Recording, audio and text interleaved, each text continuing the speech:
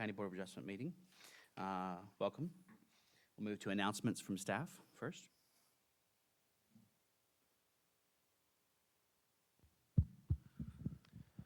We do have an update regarding appointments to the board. So Vice Chair Carla Barnard, who is not here today, made the decision to be reseated as an alternate member. And even though Carla isn't present right now, I still want to acknowledge her outstanding service as Vice Chair since January of 2023. At their August 6th meeting, the County Commissioners selected Paul Wilczynski to fill the regular seat that Carla Barnard vacated. So congratulations to him. Other than that, thank you all for being here today. Yes, thank you, Carla, wherever you are today. Working probably. Yes. And Paul, of course, yes. And thank the board members for being here today. Let's start with a roll call of board members, starting with Joey. Joel Mazelis. Paul Wilczynski. Greg Allen. Greg Phillips. Andy Ball. Catherine Morsani. And David is seated today. We'll wait until, we'll see if we need him for the variance or not, and we'll see if he's here by that time. And staff. Dana Alley. Jason Payne. Savannah Glantz. Kurt Euler. Griffin Kearns. Thank you so much. We'll move to item D, actually, election of chair and vice chair. We have to do this once a year. Usually it's at the July meeting. We pushed it because we didn't have a full slate of regular members last time. So we'll open it up to nominations for the role of chair. I nominate Andy as chair. There is a nomination for Andy as chair. Second the nomination. Okay, second. Any other nominations? Going once, going twice? We'll close nominations. All those in favor? Aye. Okay. Thank you all very much. Appreciate it. Willing to serve and excited to continue with y'all. I accept the nomination. Yeah, that's right. Yeah. Thank you so much. Moving to the role of vice chair. Are the nominations for the role of vice chair? I volunteer to be vice chair. Yeah, I will nominate Catherine Morsani. She'll take that nomination. I'll second. I accept the nomination. We really appreciate your years of service now on the board and attentiveness to the cases and being here a lot, actually, for that, as well as Joel's a senior member as well, of course. And to new folks, we appreciate your service. I heard a second over there. Yeah, there was a second over there somewhere. Yeah, Greg seconded. Okay. Any other nominations for vice chair? Going once, going twice. We'll close nominations. All those in favor of Catherine? Aye. Aye. Any opposed? That passes. Thank you so much. Congratulations. Thank you for being willing to serve. Yeah. All right, moving to item E, disclosure of ex parte communications, conflicts of interest. This is an opportunity for the board to disclose any ex parte third-party communications about any of the cases before us today. We'll read a little excerpt here of what that really means. The quasi-judicial decisions are a member of any board exercising quasi-judicial functions pursuant to this chapter shall not participate in or vote on any quasi-judicial matter in a manner that would violate affected person's constitutional rights to an impartial decision maker. Impermissible violations of due process include, but are not limited to, member having a fixed opinion prior to the hearing on the matter that is not susceptible to change. Undisclosed ex parte communications, a close familial, business, or other associational relationship with an affected person, or a financial interest in the outcome of the matter. And we'll start on this with Joel and go around. No. No. No. Okay. Thank you so much. We'll move to item F, public hearings. Before we start with the first one, we'll note that this hearing is a quasi-judicial evidentiary hearing. That means that similar to a court hearing, the state law sets specific procedures and rules concerning how this board must make its decisions. The board's direct discretion is limited. We must base our decision on competent, relevant, and substantial evidence in the record. Our decisions must be constrained by the standards in the zoning ordinance and based upon the facts presented. If you'll be speaking as a witness today, please focus on the facts and standards and not personal opinion or preference. General witness testimony is limited to facts and not opinions. For certain topics, however, this board needs to hear opinion testimony from expert witnesses. These topics include projections about impacts on property values, projections about impacts of increased traffic, and individuals participating as expert witnesses must be qualified as experts and provide the factual evidence upon which they base their expert opinion. If you're here today to voice an opinion, we'll try to hear you as a witness later on in the case after it's been presented by the applicant. So, with that said, we'll move to ZPH 2024-00017, Asheville Forest Baths, special use permit. We have planner Thana Alley, who will present the case on behalf of staff.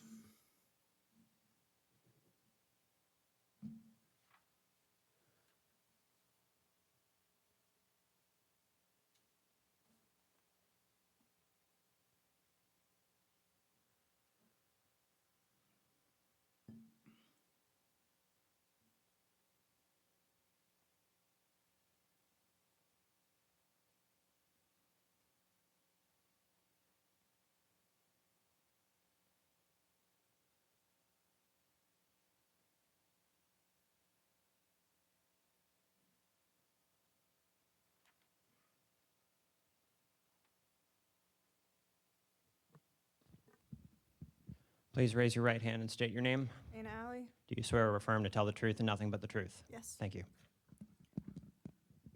I certify that this public hearing was properly noticed and all applicable parties were notified of the meeting in accordance with general statutes and county code. I ask that all applicant and staff materials be accepted into the record as evidence. See no objection, we'll accept those. This is a review of ZPH 2024-00017 Asheville Forest Baths. Applicant and owner is Bella Fishbane. The project is located on properties 54 Indian Mound Trail, 11 Hunter Road, and 13 Hunter Road. Total acreage of properties combined is 0.9 acres. Homes are served by septic and well. Properties are zoned open use with no overlays present. Special use permit is for a conversion of one single-family home at 54 Indian Mound Trail into a short-term rental to create a vacation rental complex spanning the 11 and 13 Hunter Road properties and the subject property. There are no deviations from standards requested. If approved by the board, staff recommends the following conditions of approval. If the 54 Indian Mound Trail home is rented as two separate top and bottom floor rentals, building permits must be obtained from the Permits and Inspections Department to ensure proper fire separation and building code rules are followed. Project must be constructed as depicted in site plan. Project must adhere to section 678B9 of the Buncombe County zoning ordinance, which are the special use standards for a vacation rental complex. Applicant must agree in writing to these conditions prior to commencement of site work. Okay, so there are no changes to what's specified in the ordinance for this application, just a change in use. Correct. Yeah, to permit the use. Okay. Questions from the board for staff? Seeing none, thank you so much. And before we get started, let's ask staff if we've gotten any applications for standing on this particular matter. No applications for standing. We did receive one application for testimony as a witness. Okay. So we'll start with that person when we open up for witness testimony. All right, this time we'll call up the applicant, Ms. Fishbane. Is Ms. Fishbane here? Okay, is her representative here? Okay, going once. So, no, wait, no, it's the applicant, yeah. We haven't heard about, from the applicant on their attendance today at all? Okay. And if it's not heard today, then then they would go through the process again for the next hearing, if they're not here? You have to resubmit, or they have to?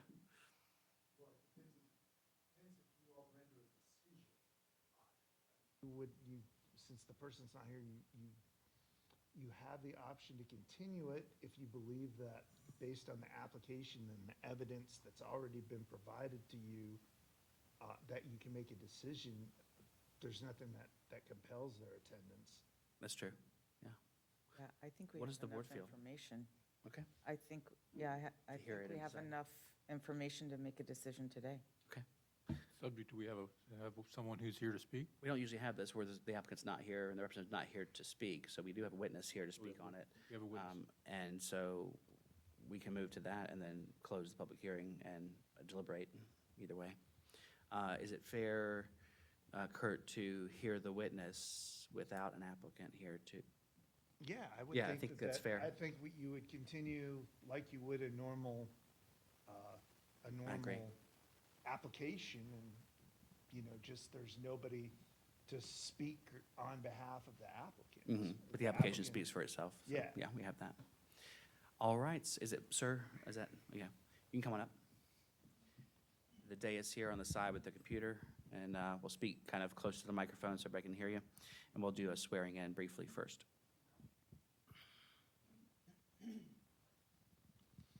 Welcome. Please raise your right hand and state your name. William Simons? Do you swear or affirm to tell the truth and nothing but the truth? Yes. Thank you. Do you mind speaking in the microphone a little more? Yeah. Yeah. Is that better? Be a little closer too, yeah. It's kind of picky. Now try. Is that any better? Yeah, a little bit, yeah. I can lean in if I Joel, need can to. you hear him? Joel, can you hear? Okay, No, so you need to use So a get big, up on it, big Is that any better? outside voice. That's Use much your better. outside voice. Never done this before.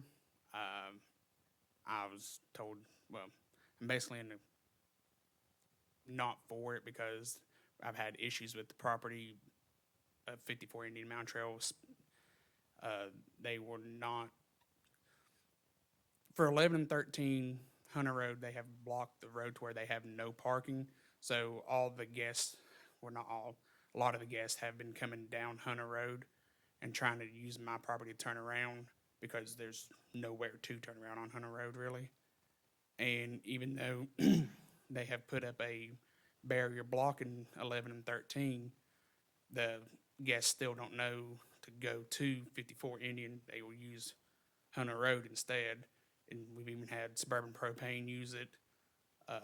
The people that come by, like, I know it's not Dobson Pest Control, they will use it. And I've asked the host, or whatever you want to call it, owner, to stop that as much as I can, and they still have not. Their people still use it. And then they put up a privacy barrier in between our properties, which is, I'm all for it. But the half barrier that they put in, still, you can look through the barrier and still have everybody going through it, and you can see them. is Hunter Road a private? Yeah, it's all drive? private. Okay. Yeah, Indian Mound to Indian Trail to Hunter Road, it's like a big old, into Cherokee, it's like a big old half circle private. Thank you. Do it Could you where is your property located? on Hunter Road. Um, Yes, So you're immediately to the north of the subject property? sure, I don't know. Okay. I know I'm 1500 Road. Yeah. And then, I know in the application it said that they maintain the road up there. They put gravel down once in 2 years. And like everybody that comes up to visit them is just spinning in the dirt. And so, I mean, there's really no maintenance that's been done to the road, except for, one of the gentleman neighbors, he will go through and like try to scrape it as much as he can, but that's not with that part. Was that, you're speaking of Indian Mountain Trail? I believe he's on Indian Mountain, yeah. I want to say he's right on the corner of Hunter and Indian. Could you explain how, if we declined to grant this variance, that would solve the problem that you have? Basically, if you approve it, you're adding more traffic to the area because they're going to be having more people stay, and there's only space for 4 cars on that property total. Because they've had to cut down and like dig more into the trees to put another parking space in for them to park at. So whenever people come in with more than 1 car, there's no parking at all. And so everybody tries to use other people's property And have you discussed this problem with the owner and? multiple times. I and- mean, I can show you the text messages where I've said I'm tired of them coming onto my property because they've got, I mean, they haven't done it in a couple months, but they were walking through my property to go down to the river, well, creek, river, whatever you want to call it. That's below us and towards the fire department. And what was the owner's response? That he would talk to them, which, I mean, that's really all that they can do. Talk to whom? I guess the guests that are staying there. That's like after 10 o'clock at night, a lot of times you can, like, every now and then you smell the pot coming from the property. Within their application, they note that there's 2,000 square feet of dedicated off-street parking. No. There's enough for 4 cars, maybe a 5th car. Like I said, unless they went and took down that barrier on 11 and 13 Hunter Road, which I can show you the barrier that they blocked up, unless they put in a parking space there.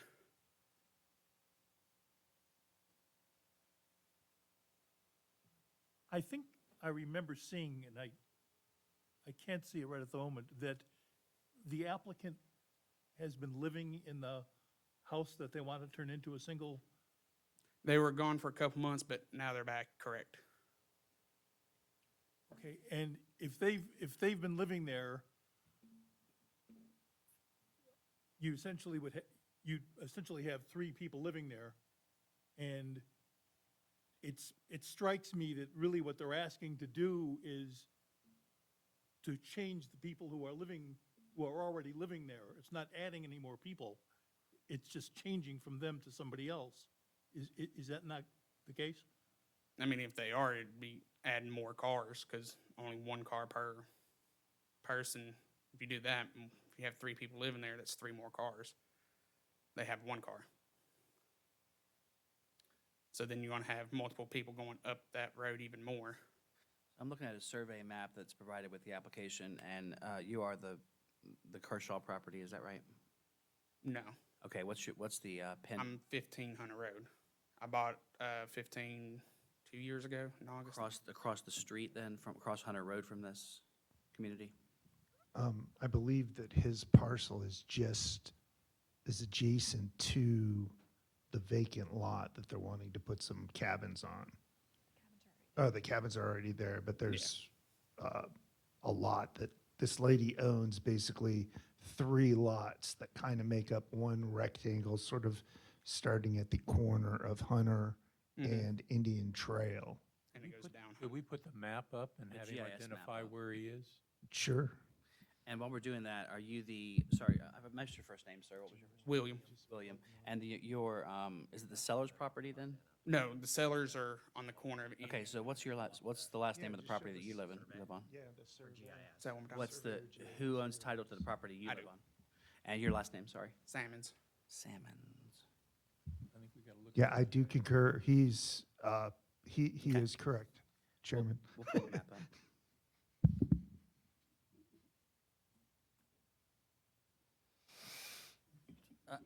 Asking for staff or for William, is there no road maintenance agreement in place that you're aware of? This has just always been sort of a goodwill. Correct.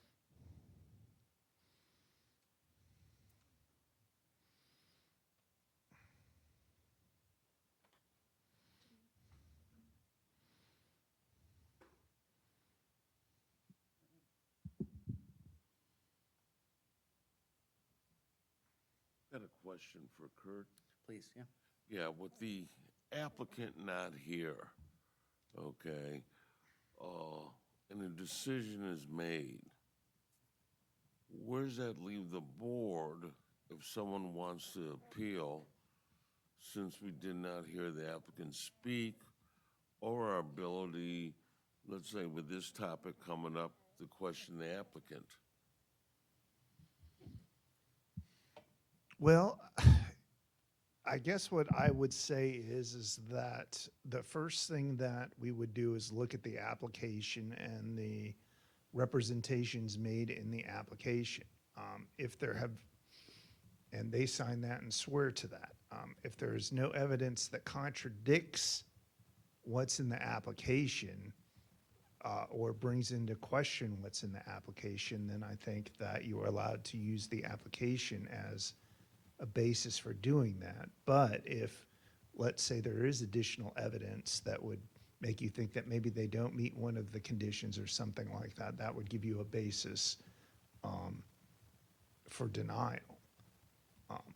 But any decision that you make has to be based on the evidence. And right now, what you have as evidence currently is the application, the site plan, whatever was given to staff, and the testimony of, I'm sorry, I forgot your last name. William? Yes, sir. Yeah. And the witness testimony that you have. Is it too late to postpone the decision if we wanted to do that?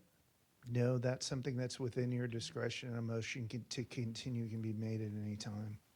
We just don't have any communication regarding the applicant's plans to appear, so that's, Right, so you could be continuing it to next month, let's say, and we could be faced with the exact same situation. but you could then decide, okay, they're not planning to come and, you know, Right.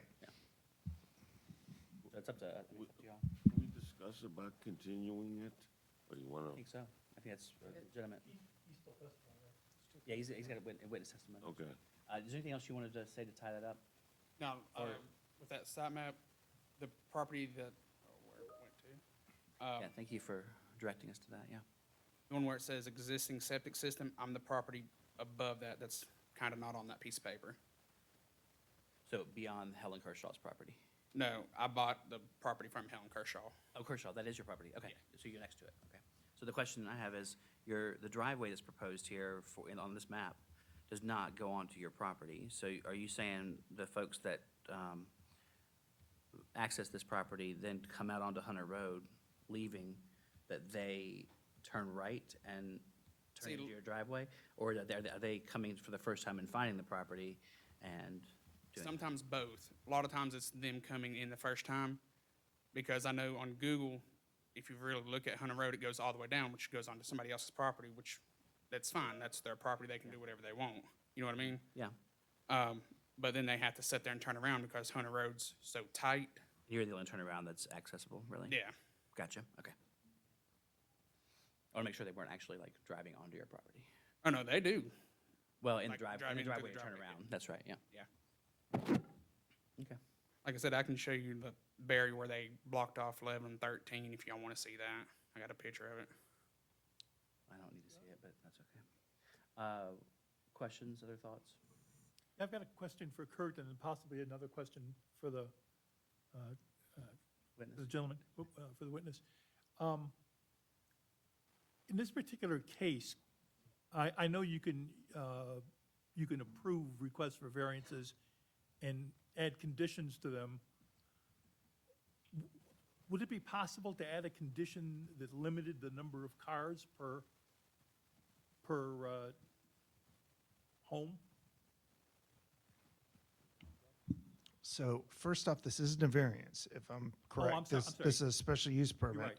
You're right. I'm sorry. And so basically, it is a question about the use and the placement of the buildings on these 3 lots that we're talking about.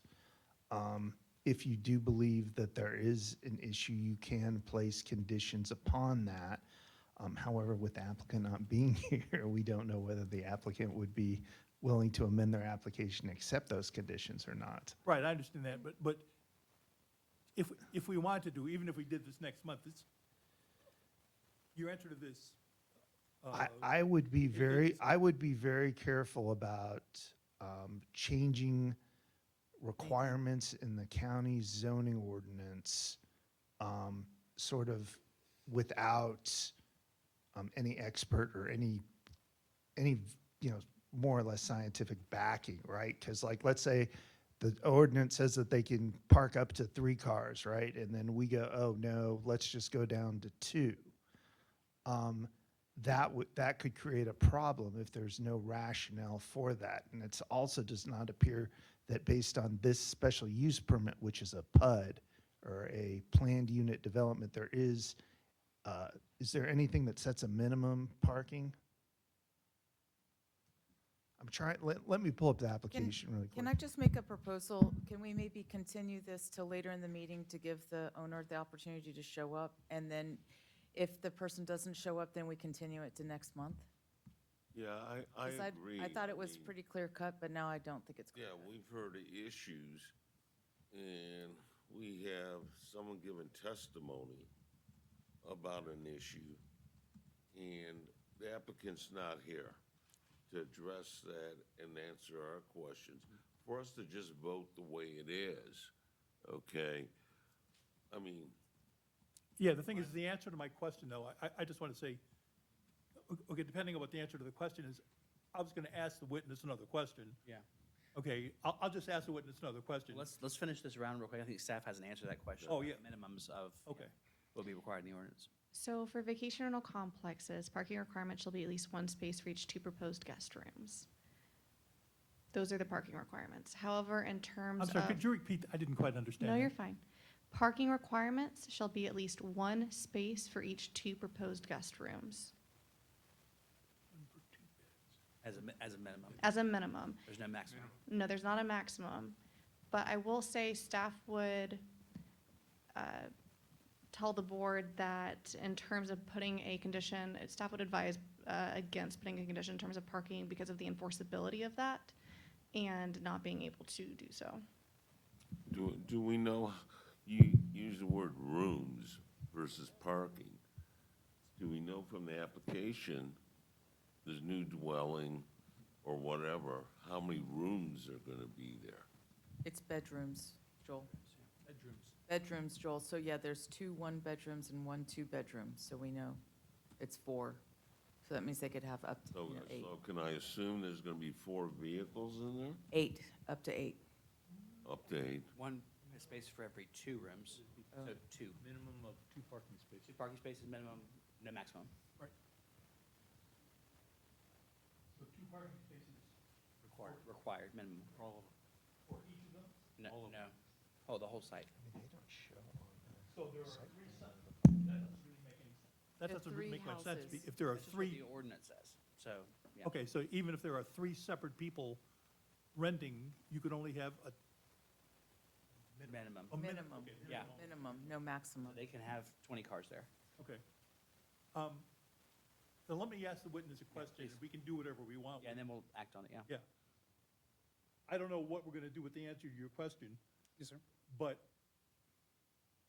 if we could ask the applicant to restrict the number of cars to like 1 car for each of the 3 units, would you find that acceptable? Would it be acceptable to you? Yeah, I mean, like I said, because you're basically going 1 car per house is what it turned into.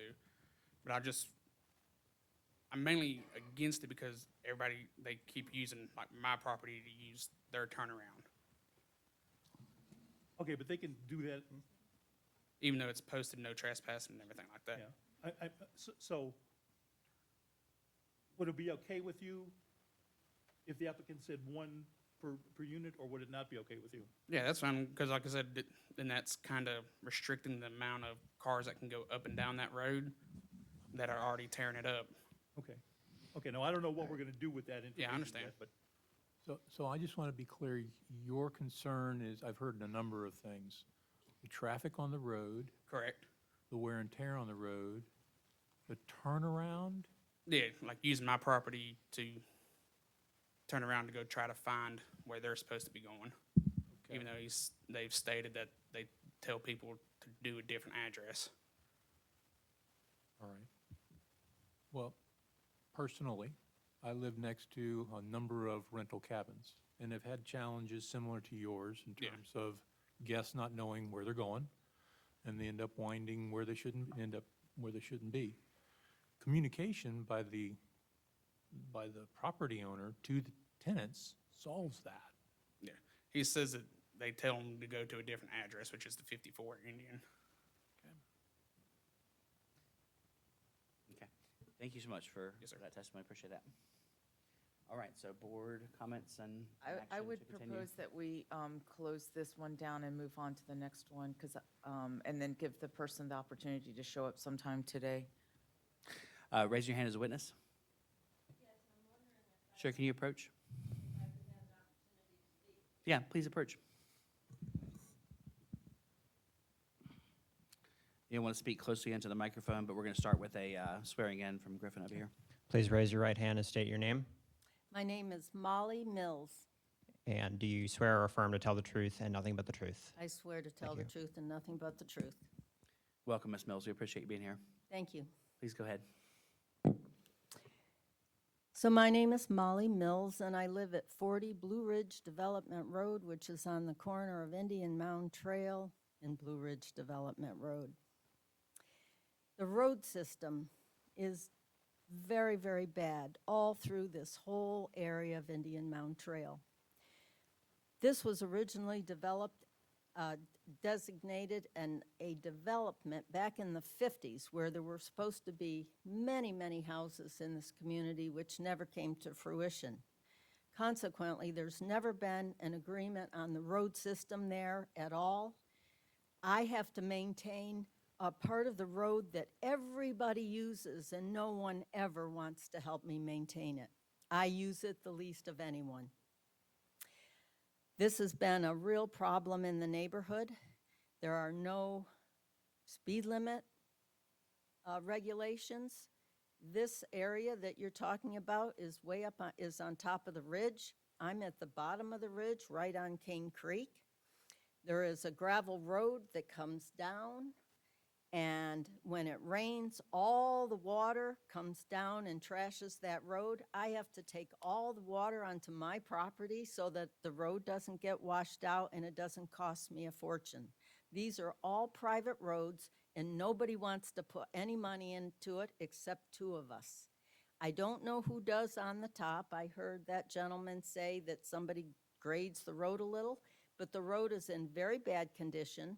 There's a lot of erosion. I took photos this morning. I went up, I took photos of the whole area. I took photos of what he was speaking of. My biggest concern is there's 3 roads that go up there, but everybody comes down past right in, and the road divides my property in half. There's no speed limits. You're coming down this hill. People speed down the hill, sometimes 25 miles an hour. You can hear them coming. And then they hit that flat part where I live, and off they go. No one seems to want to respect the fact that that's like a driveway. It's not really a highway. So my largest concern is there's various options to get up and down there. There's no reason why all those cars have to come down where I have to maintain the road for everybody. So I also have just a letter here I'll leave with you from 2 of my neighbors who also admit that I and a man by the name of Joe who lives up the hill are the only 2 people who have ever put any money into that road. And I really think that adding more vacation rentals, I think those people already have 2 cabins that they have 3 vacation rentals already. That property has had vacation rentals on it for years. And when those people bought it, who have it now, they did a lot of renovation and upgraded those cabins to make them legitimate, I guess, or legal and meeting code. But no one has ever addressed the road issues. And I have a major concern about that. Appreciate your testimony. Thank you very I much. feel like without an agreement on the road maintenance and the fact that they won't use that road because they won't maintain it, if they agree not to, they don't have to. There's 2 other ways in and out that are much closer to them than coming down the road past me and trashing my road.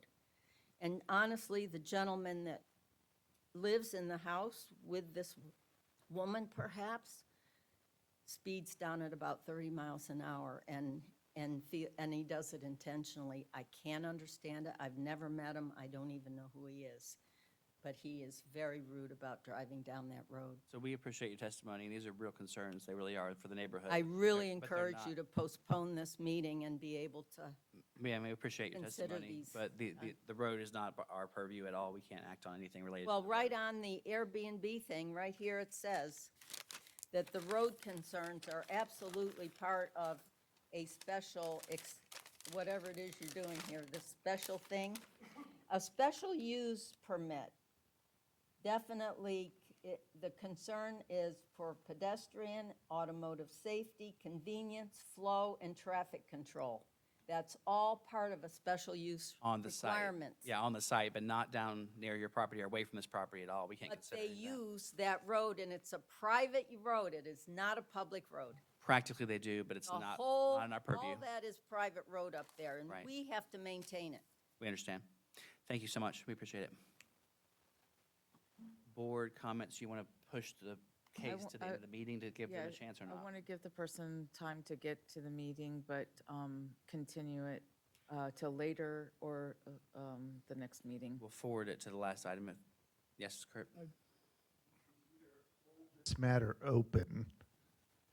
So basically, we would stop hearing this right now, hold it open, Okay, then we can hear the other cases, then we can revisit this. and then close it That's if the plan. there's And no then, show. then can close it or continue it or do whatever you all feel like after you've done that. And then, if you need to continue it to a meeting, the next meeting, that's fine. We'll take that as a motion to continue, to hold it open Hold for it this open. meeting until the end of the last case. Is there a second? Second. Is All there in favor, any, please say any aye. discussion on the motion? Oh, please do this, yeah. Yeah. This meeting was properly noticed. Mhm. We have two citizens who've taken time out of their daily schedules to be here.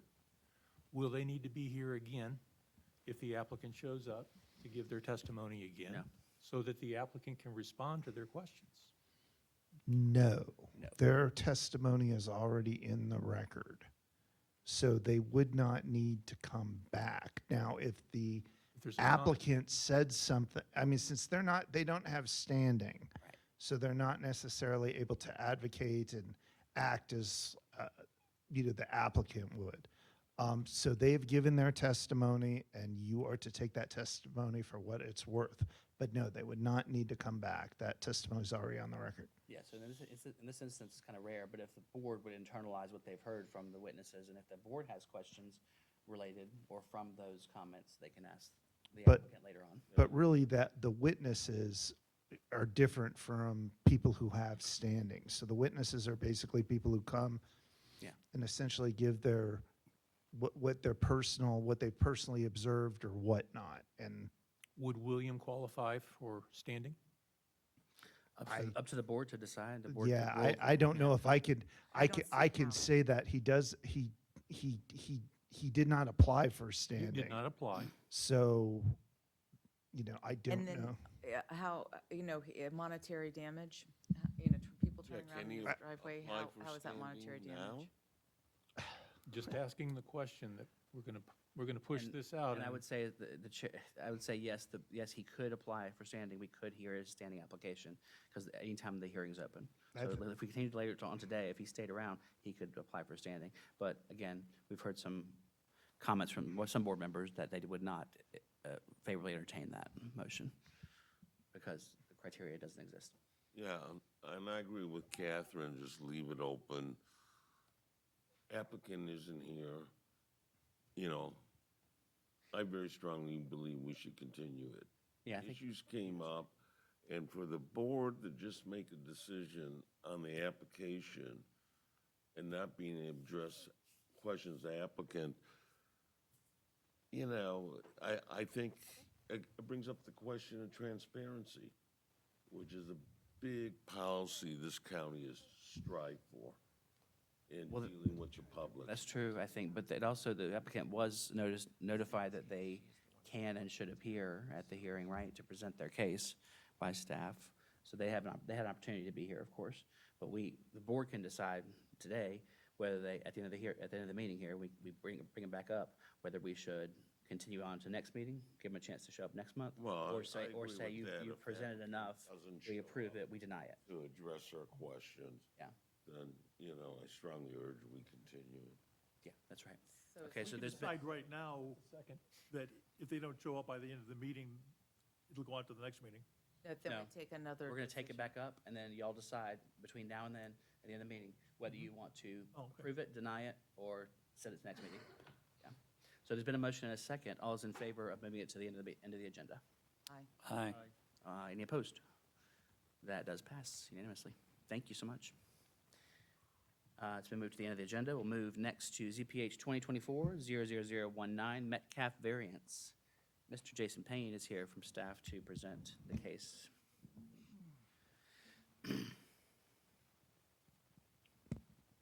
Sorry, Griffin.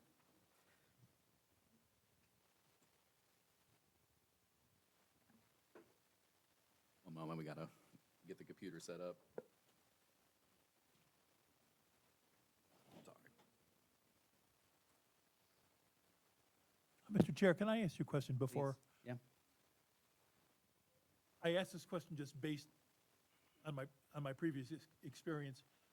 When you have variances and you have 6 people here, so that one no would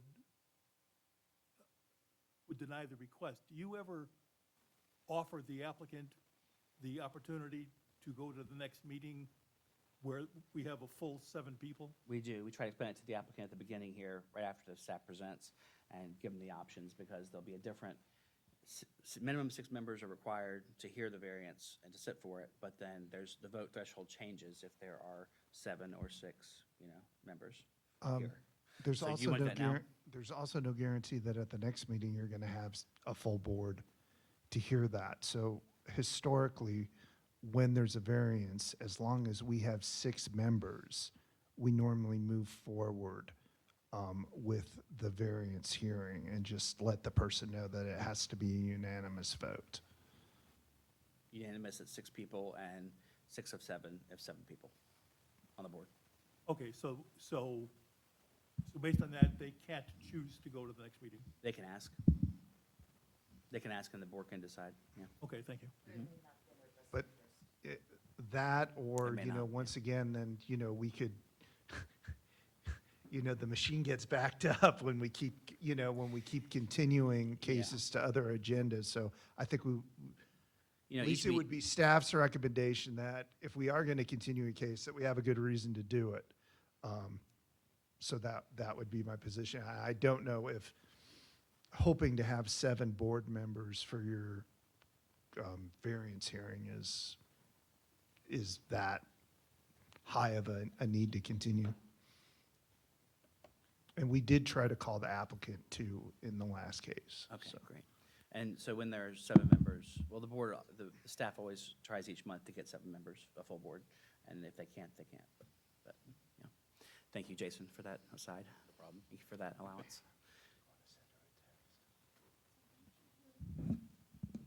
Please raise your right hand and state your name. Jason Payne. Do you swear or affirm to tell the truth and nothing but the truth? I do. Thank you.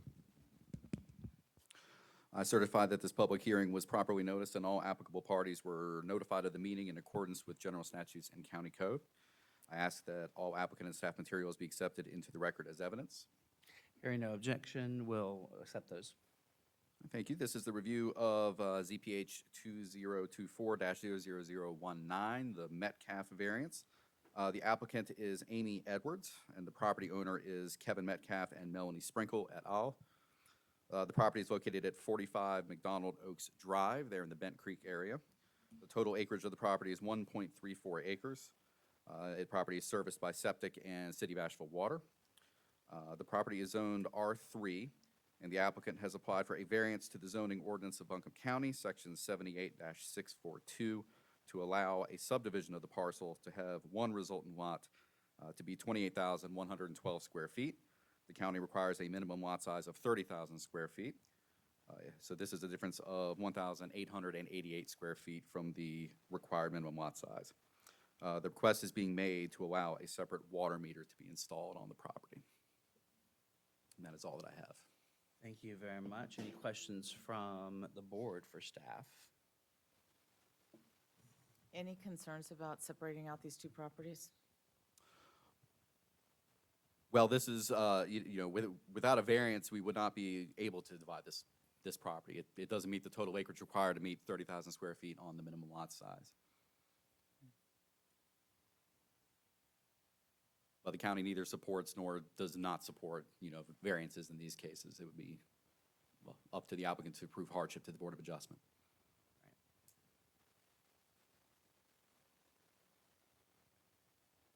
Other thoughts, questions? Thank you so much. Thank you. And before we ask the applicant to come up, we will ask staff if there are any applicants for standing in this matter. We have not received any. Okay, thank you. At this time, we'll ask Ms. Edwards or Ms. Metcalf, or both, to approach this, on the dais there. We'll ask you to kind of speak closely, and we'll start with the swearing in. Start. All right. Please raise your right hand and state your name. Amy Edwards. Do you swear or affirm to tell the truth and nothing but the truth? Yes. And that will do Mr. Metcalf. Please raise your right hand and state your name. Kevin Metcalf. Do you swear or affirm to tell the truth and nothing but the truth? I do. Thank you. Miss Edwards, what is your, are you a what is your relationship to Mr. Metcalf regarding this? Mr. Metcalf is my cousin. We currently, we are sharing a piece of property that we inherited from our grandmother. She had left it to us 4 grandchildren, his brother and my sister as well. Sorry, I'm trying to talk into this microphone. And, thank you. Okay, I just wanted to make sure that you had some kind of land interest in the outcome of this, as opposed to just being here to advocate for Kevin. No, I actually have an Okay. interest.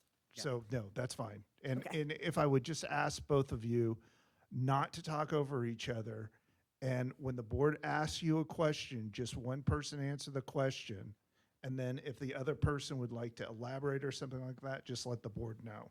So we don't have you all talking over each other and one person answering one question and one person answering another.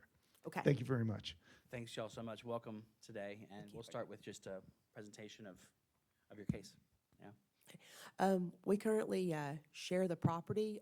My property is 45 McDonald Oaks Drive. His is 39. It is not divided because it wasn't deeded out to us that way. We are simply title holders. But his name is on the property for tax records, as is my sister Melanie Sprinkle, and I acquired her interest in the property in January of this year. We share a water meter and water line with the neighboring property, 241 Polcreasman Road. Those folks would appreciate us to get our own water meters. And of course, I cannot get my own separate one unless the property is divided. The fact that we share the property, that also we share the tax bill. Any reason in the future that one of us wanted to sell our property, we wouldn't be able to do that. If anyone makes improvements to their land that raises the tax value, then the other one is having to pay for their improvements, which I don't think is fair on either side. And to be clear, the 21 Polcreasman property you refer to is to the downhill from you, with only one parcel in between yours and Polcreasman? Yes. Left, sort of? Yes, it's above, kind of to the left. It's just right off the road, 241 Polcreasman Road is. So just to clarify, is that Susan Rennie, Brenda Gertzen? Yes. Okay.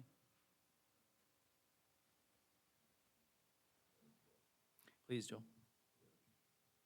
Okay, just to clarify this, because that case you talk about inheritance and all that. So the residents of the 2 units, are they related? Yes. Mr. Metcalf is my cousin. Melanie Sprinkle, who formerly lived at my address, is my sister. So yes, we are related. Okay. The other question I have, I see the issue of water meter in taxes. Basically, were you aware of this situation? No, I was not aware of this situation previously. Okay, so no one was aware of only one water meter? Oh, no, we were aware of the only one water meter. The home, 241 Polcreasman Road, belonged to our grandmother. When she passed, my mother inherited it. My mother lost it through a foreclosure. So being family, it was one line, and that was okay. But the new owners, they're renovating and going to be selling the home at some point. So we need to get our own water meters. And like I said, I'm unable to get my own because of it being one piece of property as opposed to 2 separate ones.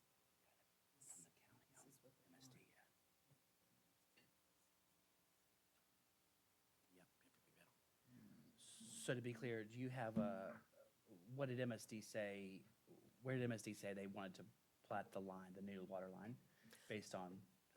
Actually, I've talked to the water department that puts in the meters, and the man that I spoke with told me that first it would have to be my own piece of property before I can even get it. Right. The meter is located at the road, so I'm assuming that would be where the 2 new meters would be installed as well.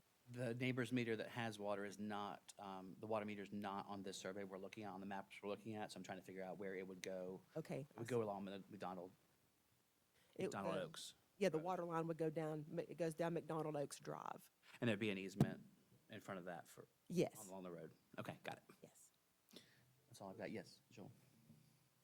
And regarding the property tax, have you talked to the tax department about this? Because one of the things, Bob, application, if someone doesn't pay the property tax, the other party's liable. Right. Okay, so what has the tax department said about this? They haven't really said a whole lot, just, like I said, since it's one piece of property, we've always just shared the tax bill amongst the 4 grandchildren. We've just shared the amount of the tax bill. As I said, I acquired Melanie Sprinkle's property, so that puts a little bit more on me. And like I said, in the future, any future improvements on either property, it's gonna make the other person pay for your improvements, which I do not feel is a fair thing to do. Yeah, the reason why I bring that up, there's 2 dwellings. Yes. So the tax assessment on them probably is different. Mhm. Okay. So when that tax bill comes up, do the residents sit down and say, well, you're gonna pay this percentage, and the other person says they're gonna pay this percentage, or you just split it? We just split it. We all get along. Any other board? Department would just send one bill to whoever is listed to receive that, and that one bill would be an assessment for the land and any structures on that property. The county will take the money from whoever decides to pay that. You know, and once again, you were dealing with a parcel of property that was basically inherited through an estate. Okay, so somebody owned this, somebody died, and then I'm assuming the children of the mom or the dad own the whole property, you know, like a 1/4 undivided interest, I'm Yes. assuming, to that effect. Does that help answer your questions? I think just for clarity, if we get this done, then there will be a separate parcel, a separate PIN number, a separate tax bill produced, and then voila, they're where they want to go. In other words, once this is recorded, it will receive a separate PIN and a separate tax bill. So they will get a variance that will allow the 4 of them to subdivide the property, then however they want to handle who owns what. But then the county would then assess each separate parcel. Yeah, but then once the map's recorded, that will automatically happen. Right. Okay. Yeah. All right. Yeah, So because so there this was gets no them where deed. they wanna go. Sometimes there's not like after somebody dies, the estate doesn't go and record a deed. You know, it's like, Yeah, I'm it's with you. still the record of truth, which is the record of deeds office, says one thing, but then there's a lot of times when you're looking at the county GIS or the tax maps, that says something else. And just remember that the tax maps and the GIS maps, that's not the record of truth that denotes Right. ownership or anything. That's what's on record with the Register of Deeds. Okay, except, and again, it sounds like they're trying to kill several birds with one stone, but I think if we do this, the rest of it just sort of happens. Yeah, Yes. and everybody wins. Yeah, I've got Yeah. another question. Okay, so this is one parcel. So is it one deed? Honestly, I'm not sure if there is one deed, but since there is one plat, one tax bill, I would assume that it is just one deed, because it's just one entire plat. It looks like that there was a deed. The in deed is to Vivian McDonald and husband Paul H. McDonald. And Yes. that deed was done in August of 1988. So I am assuming that either Vivian or Paul passed away. Well, but one before the other. Yeah, Paul passed first, and then Paul Vivian passed later. first. So then, since the property was owned as a marital entireties, Vivian McDonald then was the owner of the entire parcel. Apparently, then Vivian died, and either through her will or the North Carolina intestate statutes, that then determines who the heirs, and then the heirs would own this parcel, and they own an undivided interest. Yes. Okay, one other question. Is there separate septic and well systems for each? Yes, they're separate septic systems, but again, we are on one water system. Okay. When you say one water system, are you saying that there's one connection from the city of, are you on city water? Yes, Okay, so there's one connection from the city of Asheville, so there's one meter on your property. yes, That meter then goes and serves the two structures on the property. yes. And it also serves 241 Pole Creasman Road, which that is the original house that the meter is 241. As I look at it, the meter's out on Pole Crestman Road, and the water comes all the way down McDonald Oaks Drive and serves Yes, all these folks. yes. So are you gonna put in 2 meters, one for, where's the addresses here? One for 39 and one for 45? Yes, we're going to put in our own separate meters. He'll put in his for 39, I'll put in the one for 45. So there won't be a total. Yeah, clarify that. Okay. So there's one city water main coming in, and that's divided. Yes. Okay. I'm just curious, the water department, where they would take that meter. Would it be after it's divided or before, once it gets on the property? I know that I can't get a meter for 45 unless it's my property. Any other questions for the applicant? this Nope, time? I think we're good. I think we're getting back to Greg's I'm good. point. I'm good too. Make a decision and all these other things. the Yeah, I authorities mean, have the this- ability to sort it out. We don't care about water meters and Right. Yeah, I- location I of was water gonna say this- meters. This seems like some housekeeping. Yep. Yeah. So what we're doing is, what's before us is that variance from standards to the 28, to the 112. So the smaller, slightly smaller individual lot sizes. I'm ready for a vote. All right, there's, the floor's open for a motion. Make- Sorry, before we do that, I'm Are sorry. you going to close out? Yeah, let's close it out. Anything else y'all wanted to say in closing? No. Okay, thank you so much. Anyone here to speak as a witness on this matter? Witnesses, going once, going twice, and a third call. We're all set. We'll close the public hearing and open for board deliberation and a motion. Okay, Mr. Chair, I'd like to make a motion based on the evidence presented to this board, including the following exhibits: the petitioner's application, submitted site plans, GIS maps, the staff report, testimony presented at the hearing. I move that the board adopt the following findings of fact: that this matter was properly advertised as within the board's jurisdiction and is ripe for consideration, that this application, together with the conditions proposed by staff and/or this board agreed to by the applicant, if any, does meet the requirements for granting a variance contained in Buncombe County Code of Ordinances, Section 786-214. There's been a motion. Is there a second? Second. Hearing a motion and a second, all those in favor, please say aye. Aye. Aye. Any opposed, say nay. That motion passes. Thank you. Is there a second motion? Yeah, based on the foregoing findings of fact and for the reasons set forth therein, I move that the requested variance be approved and that the staff be instructed to draft an order consistent with this motion approving the permit with any agreed-upon conditions for review and execution by the chair, acting chair, or such person's designee on behalf of the board. There's been a motion to approve the variance. Is there a second? Second. Hearing a motion and a second, all those in favor, please say aye. Aye. Any opposed, nay? That does pass unanimously. Thank you so much.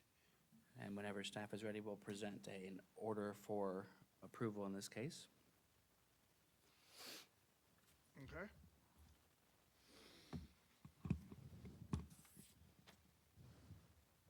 And for members of the public, just FYI, we're going to hear the Kuhn variance next, continued from the June meeting, and then beyond that, the Ben Yosef variance.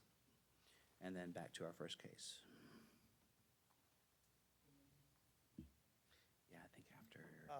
Mr. Chair, members of the board, I just want to be clear. I was under the impression that you all, when I'm reading these orders, are wanting me to be a little more brief and more or less just hit the high points. I just want to make sure that I'm doing this Yes. correctly as opposed to how I don't know whether I've been doing it incorrectly, but I want to make sure that I'm not, I mean, I can be a little more brief if that's what you're wanting me to do. So I don't know how you would get that impression, Brief is good. first of all. Second of all, no, we appreciate the work that goes into this, of course, but the majority, if I'm not mistaken, of the edits on each one, on formulating the order, are towards the end, the findings section. And so I wonder whether, if the question is to shorten it, would the board be okay if we skipped the first, the larger section of the first 2 pages and then moved to the findings section? Is that right, Kurt? Yeah, well, it's a little different with the variance, but I, for some reason, cannot hook my computer up, so just in the sake of time, findings of fact in this are, this request is based on the property owners of this property that it's within the board's jurisdiction, notices went out. This is a request to reduce the lot size of a future lot, right? Yes. Yeah, see, that's too fat. All right. All right, so unnecessary hardship. So the thing I think that we need to make sure that the board agrees on is that a hardship would result from a strict application of the zoning ordinance. Is that? So that would be the first thing. The hardship does result from conditions particular to the property. And number 6, the hardship does not result from actions taken by the applicant or the property owner. The variance is consistent with the spirit and purpose of the ordinance. There are no conditions to be imposed by the board, that this satisfies the requirements for granting a variance, and that the board orders that the variance is granted as requested in the application. This, the 14th day of August. Okay, we'll go ahead and act on this, this order. Motion to approve the order? I make a motion to approve the order. There's been a motion to approve. Is there a second? Second. All those in favor, please say aye. Aye. Aye. Any opposed, nay? Thank you, that passes. On the other matter, though, generally, is that, am I summarizing it well, that we would direct you to start with the findings effect and then the conclusion on on all? Right, well, you need to Variances, make special the permits. findings of fact, like for a PUD, that the properties, within the boundary, those type of things. And that shortens the presentation of Right. the order. Yeah, I'll try to do that. I mean, I understand time, so. So yeah, is that a good direction? Does the board understand and want to do that? We Sort of, we support brevity. Agreed. I really like that brief summary. That was awesome. it may cut the time that we have to read the orders out in full detail. All right, thank you, until the next one. Until a few minutes from now. Yes. Okay, thank you very much. Oh, and now to plug this back in. Or do I not plug this back? Yeah, if you all will get with staff and from here, you'll have an order executing the variance. So, thank you all. Congrats, guys. That Congrats. solved a lot of problems now and down the road. Yeah. Yeah. Yeah. So, board feelings on a break or not? We'll do a quick 7-minute deal. Define quick, 2 minutes. 2 minutes. All right. I don't care. We can count? Quick recess for about 7 minutes.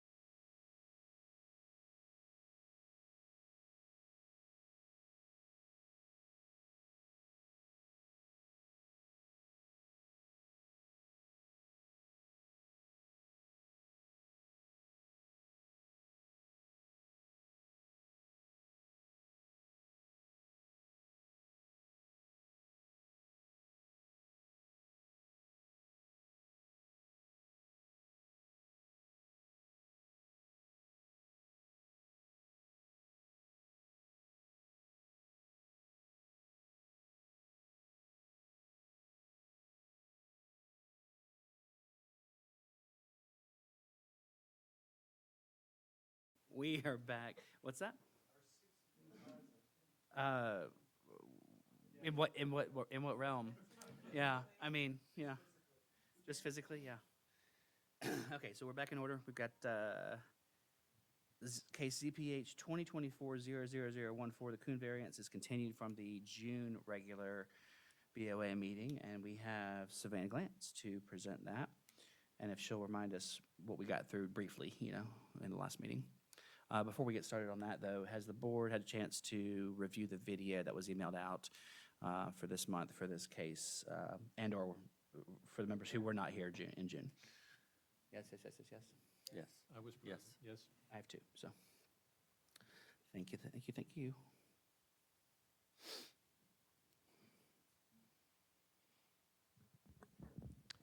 Please raise your right hand and state your name.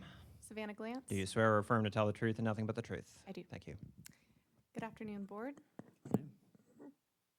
So just as a brief recap of this variance, the property owner is Justin Kuhn, and the applicant has applied for a variance to the zoning ordinance of Buncombe County, section 78-642, to reduce the front yard/road right-of-way setback from 20 feet to 10 feet for a pre-existing storage building, which was constructed without building permits. He also requests reduced setbacks for the future home site due to the width of the parcel.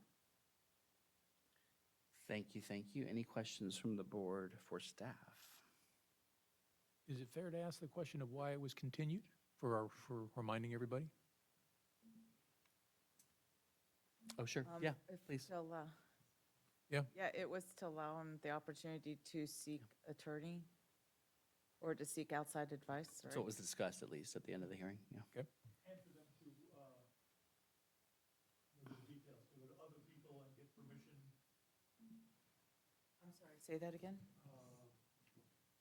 We wanted to give them the opportunity to go, I forget what the details were. There were other people who. If I can just clarify my question was whether staff has the ability to do that for us rather than we collectively trying to right. recall. That's right.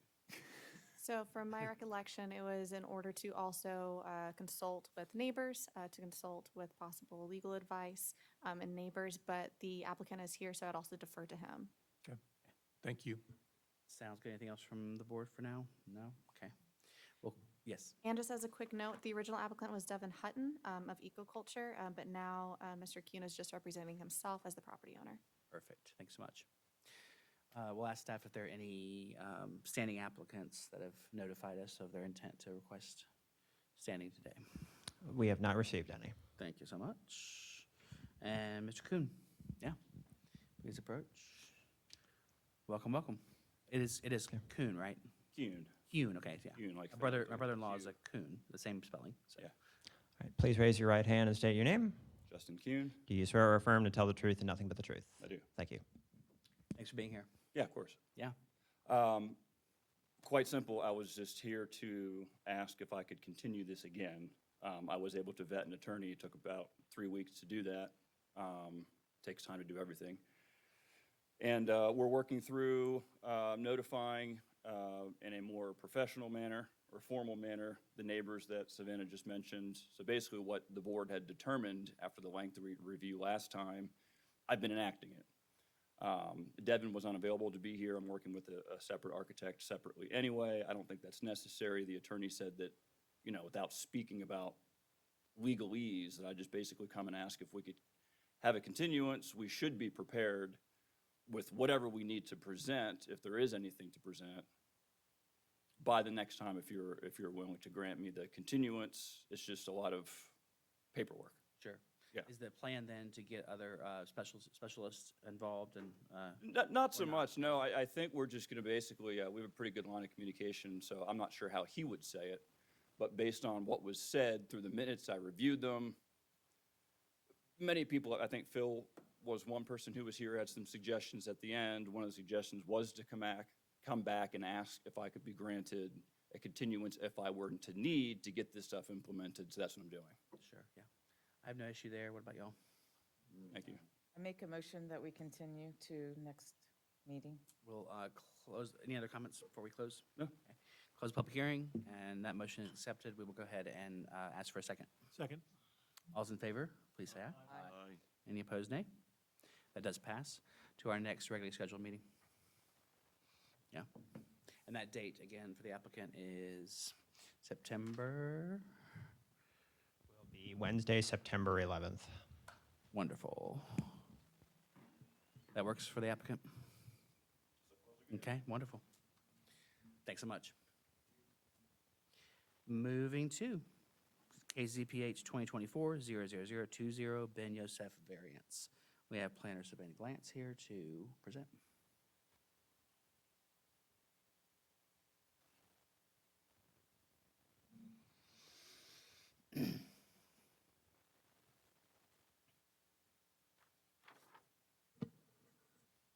So hello again.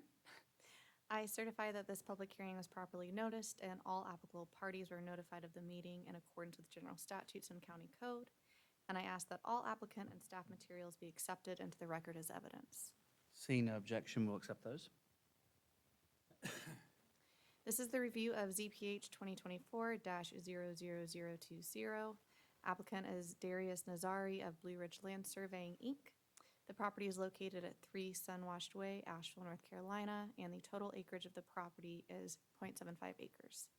The property is serviced by septic and well. It is zoned R2 and is within the Blue Ridge Parkway overlay. The applicant has applied for a variance to the zoning ordinance of Buncombe County, section 78-642, to reduce the front yard / right-of-way setback from 20 feet to 12 feet for a home on the property.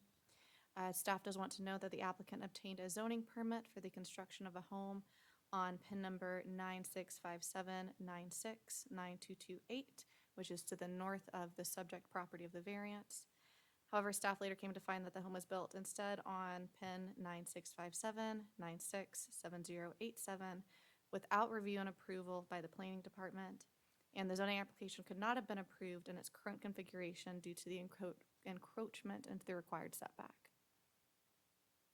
I was listening, but I don't understand. So it was built on the wrong PIN number, wrong property? Yes, so if I'm including able survey? to share screens, I do have it pulled up.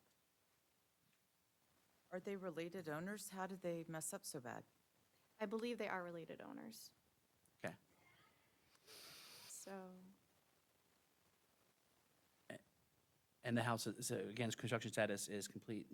yeah, so the home is currently under a TCO, which is a temporary certificate of occupancy. Right. Oh, sorry about that.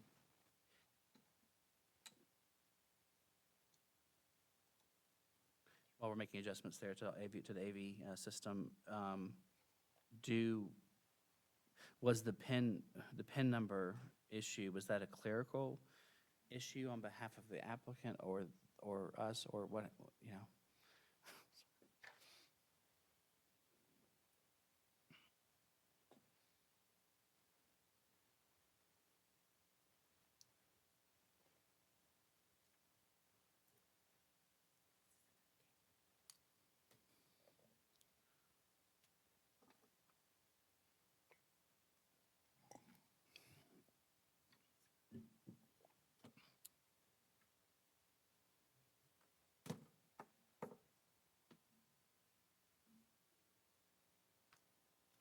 All right, so if you can see my screen, this is the proposed configuration.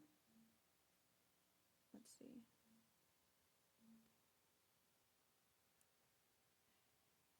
Actually, I'm going to share Buncombe County GIS. That will be the most helpful.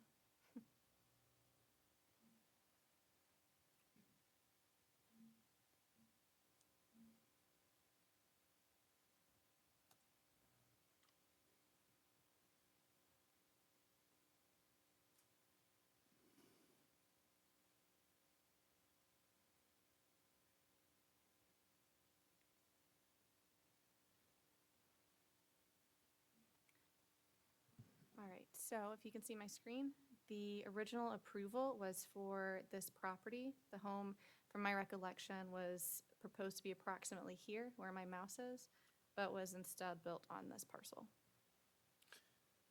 I'm sorry, one more time.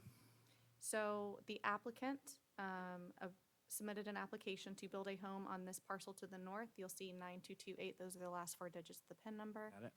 The home was instead built right here where my cursor is. Got it.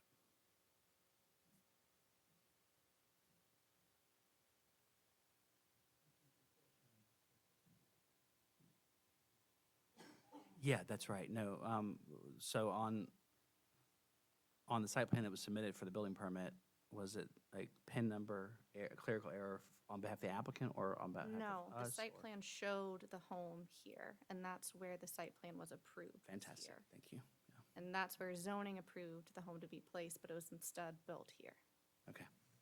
And that property already has a home, the other property? So the It's built on. property in which the home was going to be placed per zoning approval, there is no structure there. The home that was supposed to be built here was built instead on this parcel. And that one does have a home already on it? It has a tenant, so it's under a TCO, which is a temporary certificate of occupancy. Let me pull up my map and see if it matches yours. You may want to scroll And there down. is also, yes, if that's what you That's mean, what I there- was referring to. Excuse me, there is another home on this They parcel. built a second home on that property, okay. Mhm. All right.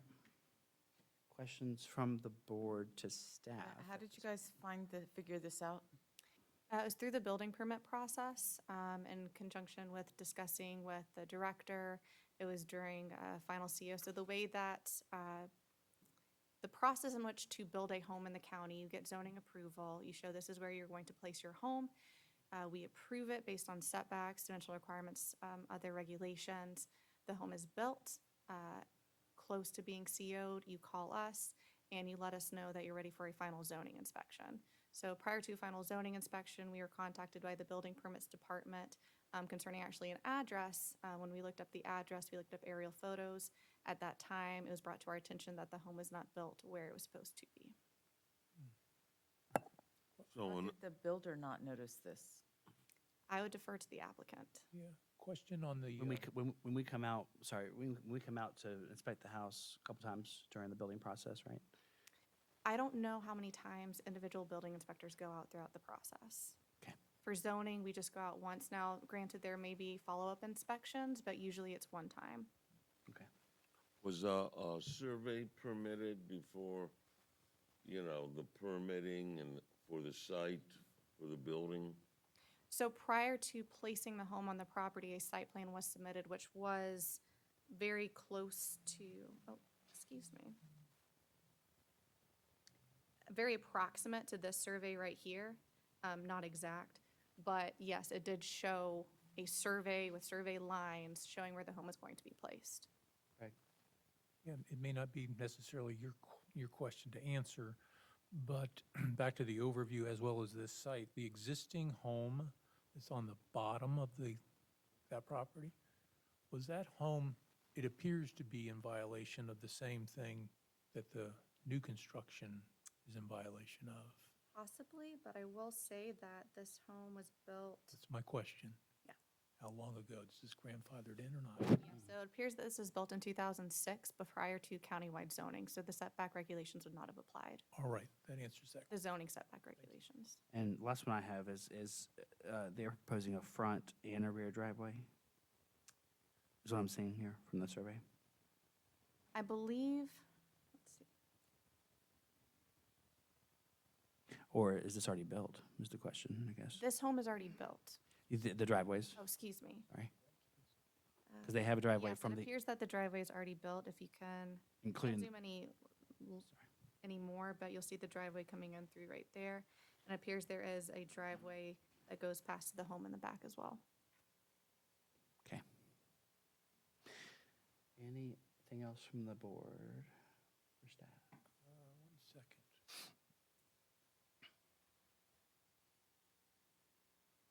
No, the rest of them are for me. Does staff have any other, before we have the applicant up, does staff have any other concerns if we just move this property line as proposed? Does that trigger anything else, cause any other problems with the code No. or violations? Okay. Just want to Yes, ask it. of course.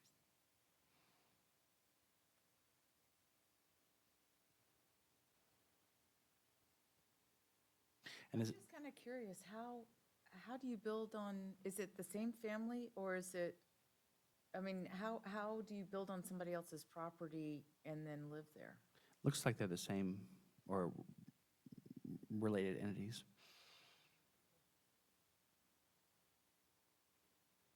I believe it is the same property owner, or was at the time of submittal. If you'll give me a moment, I could confirm that. And I can also defer to the applicant as well.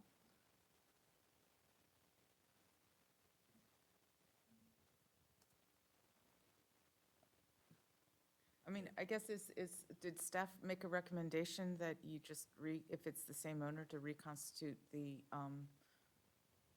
the lines and divide out the property differently or something, or? So I mean, variances, we don't make recommendations. It's just the variance and if they have a hardship. They're asking for setback. Because it's the easiest cure for the problem that they've countered by their own cause.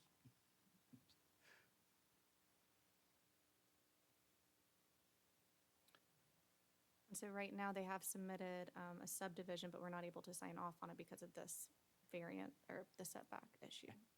So that's the proposed lines as you see. I think I understand where we're at here. Okay. Yeah, thank you so much. Let me cross that. Right, no more questions from the board? Okay. Does staff have any notice of any applicants for standing in this matter? We do not. Fantastic, thank you. Mr. Nazari or Mr. Yosef, or both? Welcome. We'll ask you to speak pretty closely into the mic, and we'll start with a swearing in for both of you. Okay. Please raise your right hand and state your name. Darius Nazari. And do you swear or affirm to tell the truth and nothing but the truth? I do. Thank you.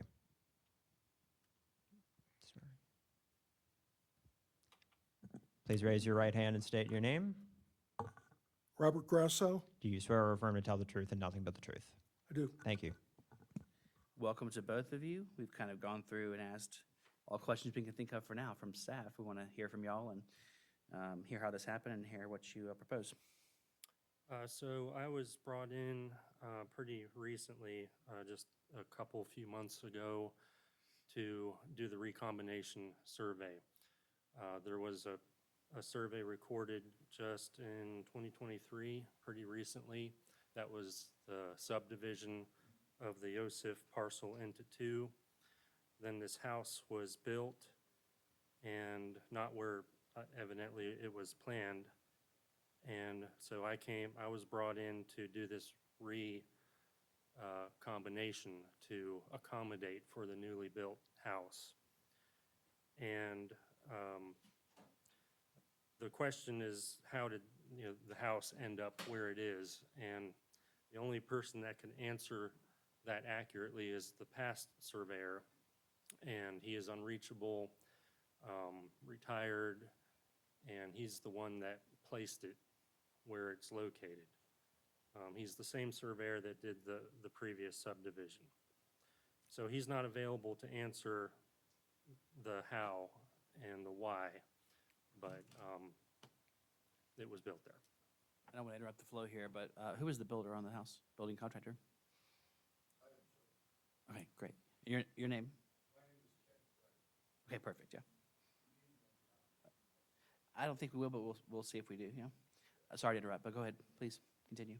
Right, so the recombination, the only thing that's making the house in violation is the 20-foot setback from the edge of right-of-way from Sunwashed. It goes about 8 feet into the house. So if we were to get a reduction from the 20 to a 12, that would accommodate the newly constructed house. So that's really what we're after. And just to be clear, that setback is a private subdivision setback that's already been approved a long time ago, right? Yeah, it's just a Not a deeded public. right-of-way to parcels to the south. They've been using that for, a couple of decades or so. So it's just an existing private right-of-way on a gravel road. Okay. Is that all for now from you? Yeah. Board questions, thoughts? Yeah. Yeah, there are 4 questions, I believe, that have to do with unnecessary hardship on the application. And on the first question, it basically says, indicate how an unnecessary hardship would result from a strict application. And your answer says literally, with the building setback measured 20 feet from the right-of-way of Sunwash Drive, the newly constructed house is 8 feet into the building setback. Well, that's a fact, but it doesn't speak to what the unnecessary hardship is. So with the enforcement of the setback where it currently is, the house is in the setback. So the approval of this division, which, in order for the house to receive a certificate of occupancy, this subdivision has to be approved. So it's in violation of that setback, so it can't be approved, and the worst-case scenario is he has to tear down his house. In relation to that, can you talk about the front lot here that the house 9228, that the front lot of an acre that was approved for this home? Talk about the topography of that lot and what is the original situation of the house at the end of this lot, the bottom part of it. Is that the only place on the lot that house could have gone? Could have fit, topography, wetlands, whatever? Good afternoon, I'm Bob Grasso. I'm a landscape architect, and I was involved kind of in and out of the project early on. Original location of the house, it was moved because of MSD that was too low, and they'd have to pump the sewer up to the sewer line, and so the house got moved. At that point, Michael Malachi, the surveyor, he moved it and he staked it, and Kenny Kreiderman of Buckingham Builders built the house where it was staked. And unfortunately, Michael didn't consider the right-of-way setback. He used the property line setback, I guess. And that's the best we can figure out. I've been doing this since 1982. I've never had this happen, ever. And this is one of these crazy situations where you scratch your head and you say, now how the heck did this happen? And unfortunately now, the house is built. The property owner wants to occupy it, and we're in a pickle of what do we do? And we can't reach Michael. Michael's retired. I think he's in Minnesota now, and so it's one of these situations that here we are. Yeah. If you were, Go ahead, please, yeah. if you were to reach Michael, what would be your actions? Well, I'd want to know why the heck he didn't consider the right-of-way when he was doing this, laying out the property, the house. Why he didn't consider the right-of-way as the property line for the setback, because that's what you normally do. So there was a mistake made, and I'd just like to know why it happened, because for me, having this never happened before, how does this happen? Just, So, short answer is he made a mistake. guess so. And he's not here to own up for it, but here we are, and we're trying to, rectify the situation. Right, yeah. Yep. And Rich, real quick before you step aside, with your knowledge and expertise in general and of this property in front, the lot number 2, 1 acre property, the house was originally slated to be built on. It's a long driveway, it seems to me, going from the base of the road entrance to the home.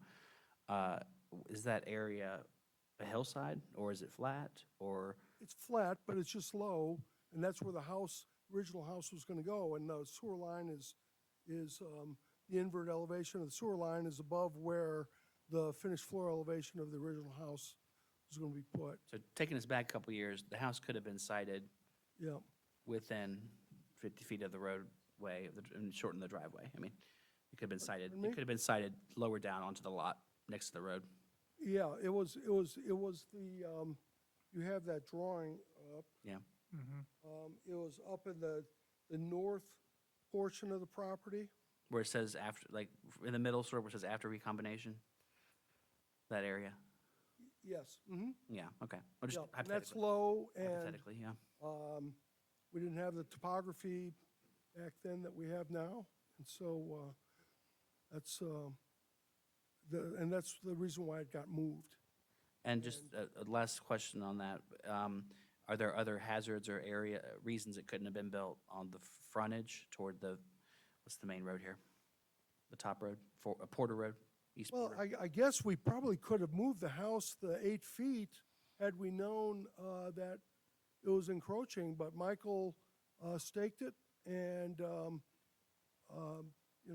Okay. no one checked to see where the right-of-way and the setbacks were. That was Michael's job, and Okay. the wheels fell off the car as we're traveling down, so. Time to retire. Joel? Yeah, to quote you, I'm scratching my head too, okay, about this. I'm looking at number 3 on the application where it says, indicate how the hardship did not result from actions taken by the applicant or property owner, okay? And then you mentioned the problem with the surveyor, and they're not taking responsibility. And then you mentioned number 4, despite the fact that new house was not positioned correctly according to building setbacks, the house and design is fine. So I'd like to know maybe your reasons to explain to me that this is not a self-created hardship.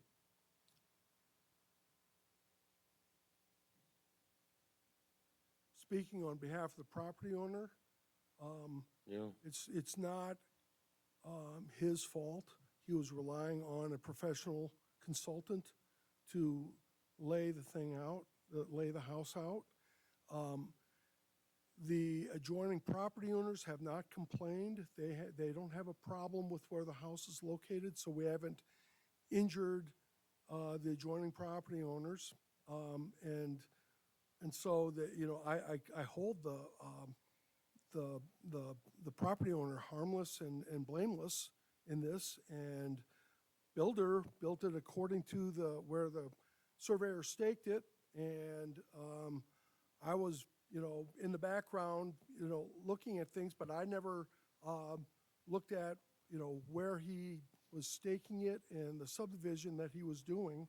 So it's kind of this circle of where does the blame lie? And the only way we can figure it out is surveyor made a mistake, and the property owners is the unfortunate collateral damage in this whole thing. So then it seems to me that this hardship is really the property owner hiring the wrong people. Okay, it's not because the topography of the land or anything like that. It's purely falling on where the foundation stakes were placed on the property, and everyone else trusting that the surveyor put it where it was approved or wouldn't be in violation of anything to be built. And then it was built.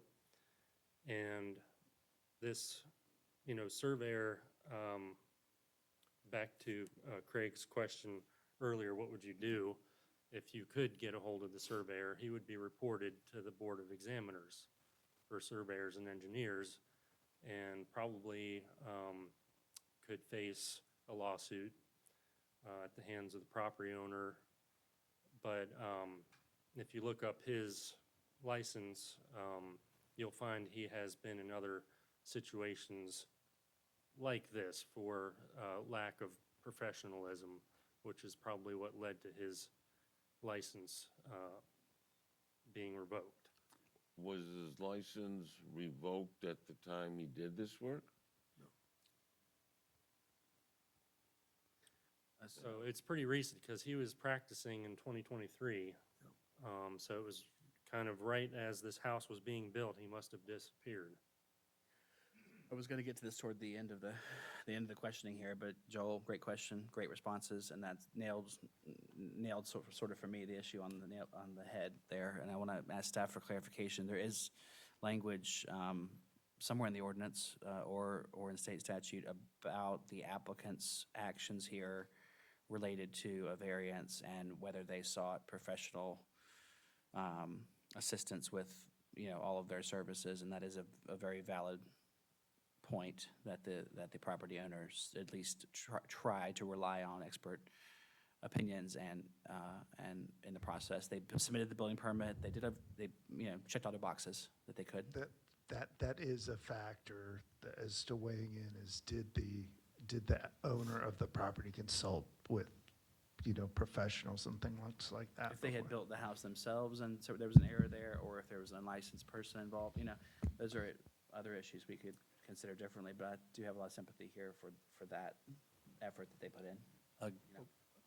Just for clarification, the previous property appraiser, are you in the position to say whether he was properly licensed and had the authority to execute what he did? You're talking about the surveyor? Yes. Yeah, he was licensed in the state of North Carolina. All right, so we're going to accept that as being, he is a The board professional. wants to accept that, yeah. He's not here to, we could look it up. I just want to make sure that the case that you're probably referring to is that hardships resulting from good faith reliance on surveys and permits are eligible for a variance. I'm not 100% sure if the fact that the surveyor staked out the property wrong, like if there was a survey that showed the house where it is, that would be one thing. But this, you have a survey that shows the house in one place, but it was built in another place. The building permit that was submitted to the county showed the But house once on- again, the building permit's not going to have anything to do with where the house is located. That's the zoning permit. So the zoning permit's That's going to right. determine whether your house meets setbacks and whatnot. So a survey was approved in this case, but that was for the house being built on the northern portion of that lot, which was away from the right-of-way. So I think the problem with this is and you may want to ask the question is, what would happen if a variance isn't granted? How would this matter be resolved? Yeah, that's what I'm curious about, because there's lot 1, lot 2, and honestly, what this is to stop the property owner from building back on, lot 2, where it should have gone, it's like more north or whatever, get another piece in there, another property in there. And so that's a question, that's a really good question of what if you're not granted the variance, what's going to be the outcome? We moved the house. No, I mean, That's the outcome. it's- No, but I mean, so, no, but so tell me about moving the house. So where would you move it to? I'm sure you guys have thought about that, because, people move houses every day. So it's not like it's a thing that nobody in the world's ever done. But I'm sure you guys have thought about it. Worst case scenario, you had to think about it. Well, the way Darius has re-subdivided the property, he's just recombined it so that that northern lot where the house site originally was, that's incorporated to where the house is. So they couldn't build another house. It's still just 2 lots. It's just the property lines have been moved and recombined so that it meets all of the other setbacks. The newly built house meets all the other setbacks except for the roadside setback. And that we can't change because that's just where the surveyor put the house, and that's where it is now. Yeah, to follow on, Catherine, I'll make it real simple. It's 8 feet. What if this house were moved 8 feet?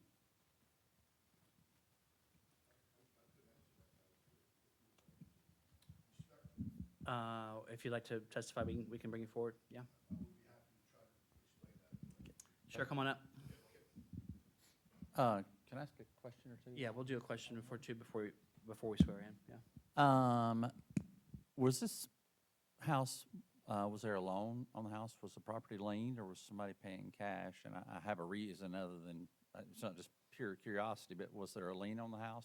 Was there any bank money involved? Okay, so let's go ahead, sorry, let's go ahead and swear you in then if you're gonna talk now. Kenny Cruderman? All right, and do you swear or affirm to tell the truth and nothing but the truth? I do. Thank you. Thank you, sir. So what was the question, sir? Was there a bank involved? Was there a lien, a loan? I was hired by the original homeowner to. Speaking of the Oh, microphone. my apologies, guys. I was hired by the homeowner to subdivide out the property. He has 2 acres. He lives on the back house. I never asked him where he had secured the funds from. He would pay me directly. I never asked him what institute, if or any, that he actually got. a loan. So nobody here knows whether there was a bank loan? I do not know, I mean, sir. I'm just, having done this, and you have too, I mean, I know before banks disperse a withdrawal, they want a house location survey. And I'm wondering that, are you aware of that? I mean, was that a thing? Did it ever come up? Okay, so I've built in Buncombe County for 20 years. I don't know, I've never had like I'm building right now up around Reams Creek in Weaverville, and it's in a subdivision. I had Darius go and lay out the house for him like I did with Mike, and I've never had to get a zoning final. This is the first time I've ever had to deal with a zoning final. I'm not sure if it's something that's just most recently been implemented. Oh, okay, I never had to do it. I think you're asking about a foundation survey. Yeah. Which a bank will want to see once the foundation is in to make sure it's not a situation like this. Right. The fact that one was not required and he's got the whole thing pretty much finished, you know, everything is pretty much done on the house, it must mean a bank wasn't involved. Involved, okay, I was just, that's why I was asking. I also don't see any deeds of trust or anything in the chain of Okay, title. thank you. So can I go back to the question on 8 feet? Which brought the contractor up in terms of, Kenny.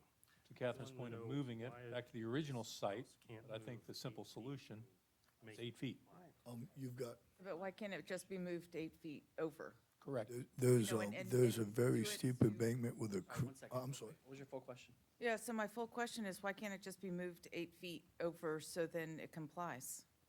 Okay, so there's a very steep ravine, there's a creek setback, and the house is built on a slab, so you can't jacket lift it.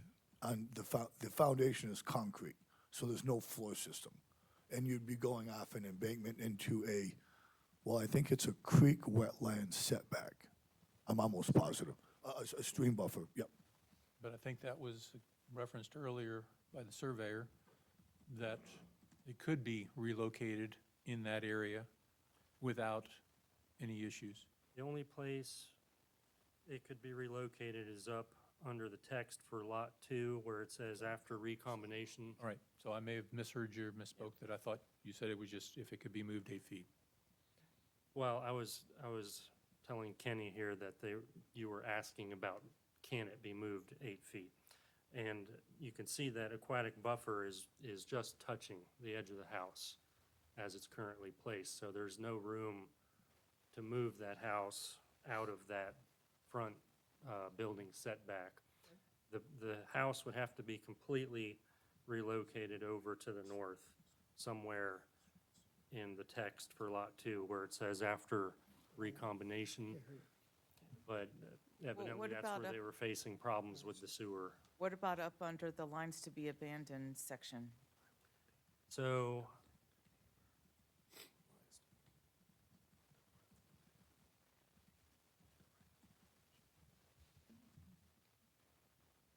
there might be room there, you know, so Where's that? right here. Guys, there's something we have to keep in mind. The reason why we moved the house is because we could not get the health department to give them a permit for the leach fields. Can I ask another piece? So the owner of this home is not here? Correct. This was during. See, So I I- also find that problematic. I was gonna say, that sort of gives me some heartburn, because, I mean, I've built hundreds of homes, and it would take a lot of unique circumstances for you to wind up here and nobody know it.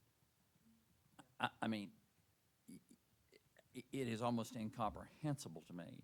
And if it were the case, if I were the owner, I would damn sure be here to make a case for myself. And that would also give us the ability to ask him under oath, when did you know this? Yeah, that's the one question I have, if I can That is interrupt. at the heart of this, and like I said, I mean, it is incomprehensible to me that somebody would have a few hundred or more $1,000 and just go, I'm not gonna show up. Or like the driveway. I mean, how do you not notice that the driveway is so much longer than your original Yes, plan? I mean, I play golf, so I look at measurements, but it's like you would notice, this is enough to notice. I don't notice a meter, but I'll notice, I mean, this driveway is long enough to notice that there's a problem or that maybe something's awry. I mean, I am very compassionate to the situation. I mean, this is a huge, expensive problem. I get it, but I would just love to ask the homeowner, when did you have this information? And again, it's incomprehensible to me that they're not here to go, well, when I was gonna get my power on, you know? That's all right. I want to make a note that deliberation on the matter can take place during, after we finish up with the applicant, but we want to hear from them on whatever you have questions on. Joe, what you got?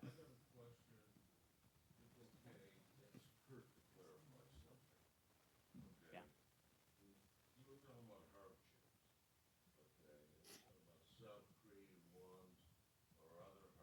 The other hardships. Clarify what you said before.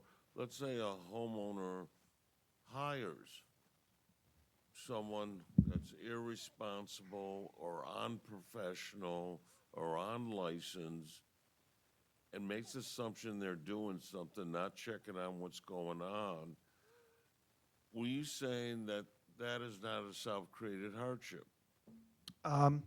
Well, I mean, I think that each case is unique. I know that the North Carolina Courts of Appeals have addressed the issue, and that said that if, the owner is building a structure on good faith reliance on surveys and permits, that would be considered that a hardship. But I guess where I'm trying to make sure that you're careful about a distinction is just because you hire somebody and they do something wrong, there's still a thing of you being the owner. You're still responsible. And ultimately, Is it a I self-created mean, hardship? I guess my question would be is that there was a plat recorded when they subdivided these lots back in 2021. The building permit doesn't seem to be issued for this property until 2022.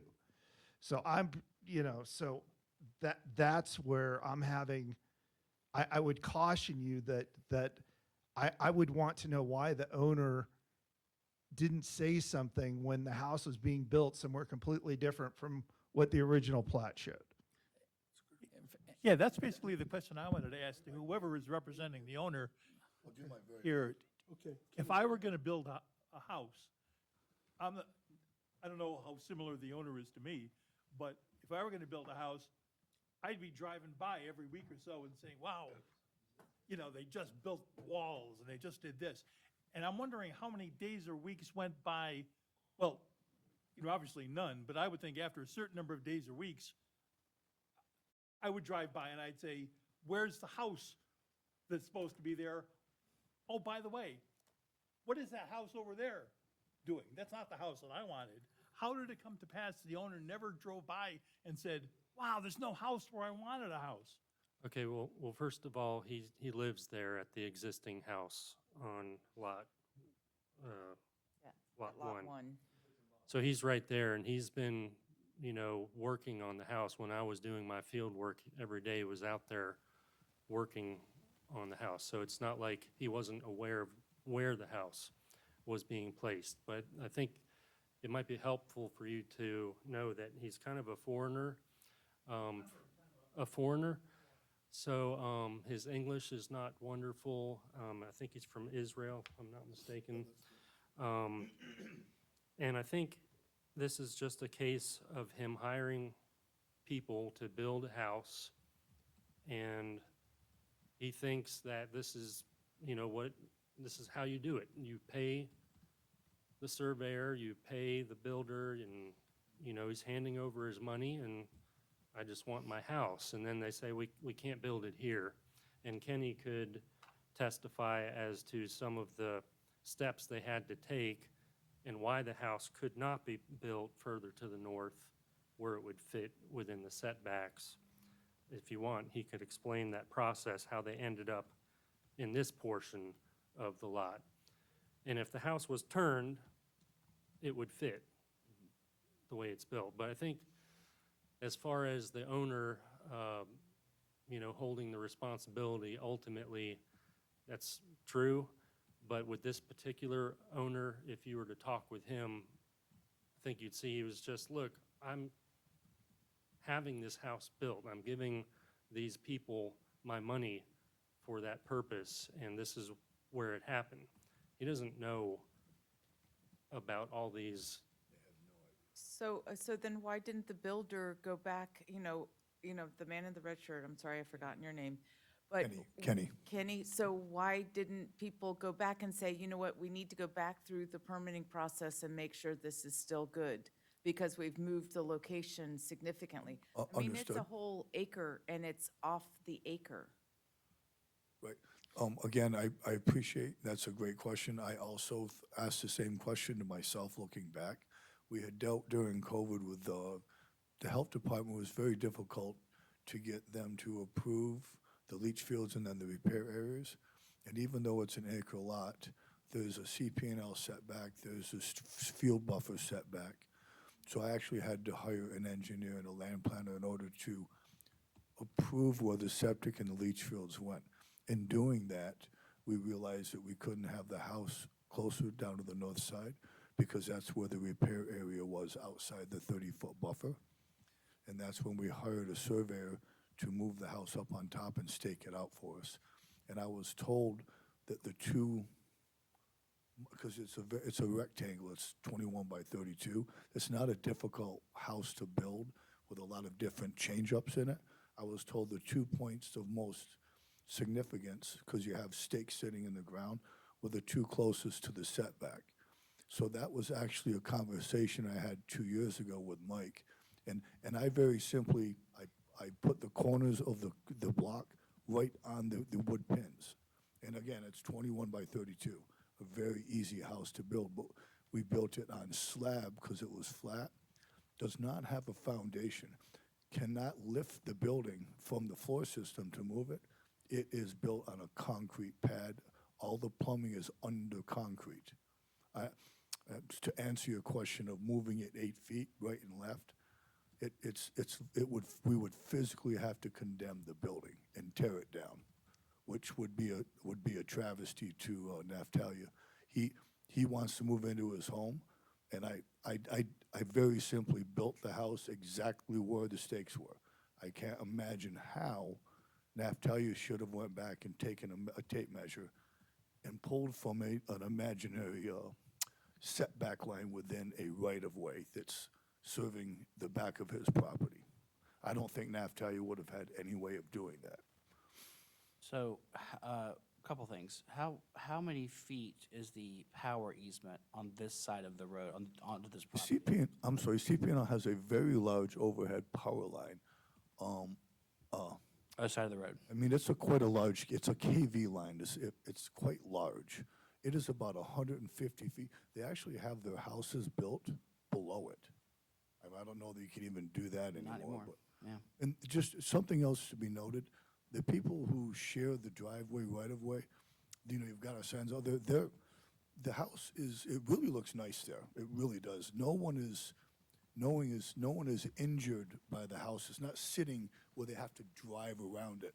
It's not an obstruction. None of the neighbors are mad whatsoever. They're like, no. Yeah, we're let me good." get back to the question real quick. The power line easement onto this property, how many feet approximately would you estimate? I see the power easement of 70 feet across the street From the center of the power lines. That's what I think you're saying, right? I'm center? asking if you said hardship earlier when discussing where the septic should go and all that was where the power line easement was. Is that affecting this property or not? Because there's a 70-foot power line easement across the street but not Yeah, affecting his property. His property actually goes, from Porter goes up to the left. That's where we ended up putting his wellhead. So he actually has a portion of that that is within the easement of the power company. So putting the well there, we actually had to contact Duke Power. The guy's name was Brian. They had to approve that activity for us. There was a lot of leaps and bounds. Yeah. Given the creek, Yeah. given the CP&L. We also had to deal with the parkway regulations. Me and Bob had to deal with that. But Bob actually went out to the project as we staked out the four pins and said, yes, these two corners, don't you dare go any further left. I was like, I'm going to build the house right where the stakes are. 21 by 32. Very simple, I thought. I'm looking here at the well serving lots 1 and 2 at the bottom of the property, and then a line running from that or around that to where it says above where it says lot 2. That's where Naftali's original house is. Hmm? That's where what? I'm sorry. That's where his original house is, the 2 acres. That house up on top, I guess you're. No, I'm down. south I'm side? down at the bottom of the property on Porter Road. Oh, okay, my fault. There's a well. Looks like it's serving the lot. These two Yes, sir. lots. No, And yep. and you're saying that the septic field then was located apart from that from It the had to buffer. be 100 feet. Right. Where's that field? Where's septic field? To the left, just above where where the creek is, excuse me, sir. Yeah, and we had to have all that designed by a land planner and engineer. And a soil scientist. It was all taking place during COVID, and it literally took 90 days just to get anyone to come out and check the test pits. Let me ask again. Let me ask this way: is the septic field located on this plat that we're looking at? Yes, sir, it is. Yes, sir, it In a is. shaded area? Yes, sir. No, that's the gravel. So is it depicted on this map? I'm asking. The septic field. Okay, so can you tell us where, in relation to where it says lot 2, 1 acre, number of feet after recombination, in relation to that text, where is the septic field approximately? Kenny says it's right where the text for Lot 2, 1.00 acres is. Okay. Parallel to the driveway, 60 foot, 3 of them. Okay. The repair area Below is just that. below that, sir. Below that. Yep. Gotcha. And again, we had to stay so far away from the creek line. There was quite a few hurdles, if that makes sense. Okay. Thank you. You're welcome. You're welcome. Other questions?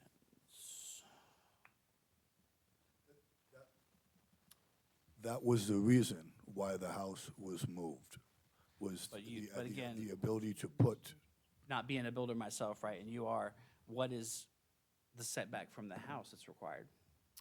for the Septic field. septic. And the septic tank is 10 feet from the house, directly in front, going down towards Porter. And you've got lots of room down there, though, from where it says, under where it says lot 2, 1 acres, and where it says feet and after recombination, starting there and down, you've got a lot of area that the house could have been built. No, the septic lines are 60, either 60 or 80 feet.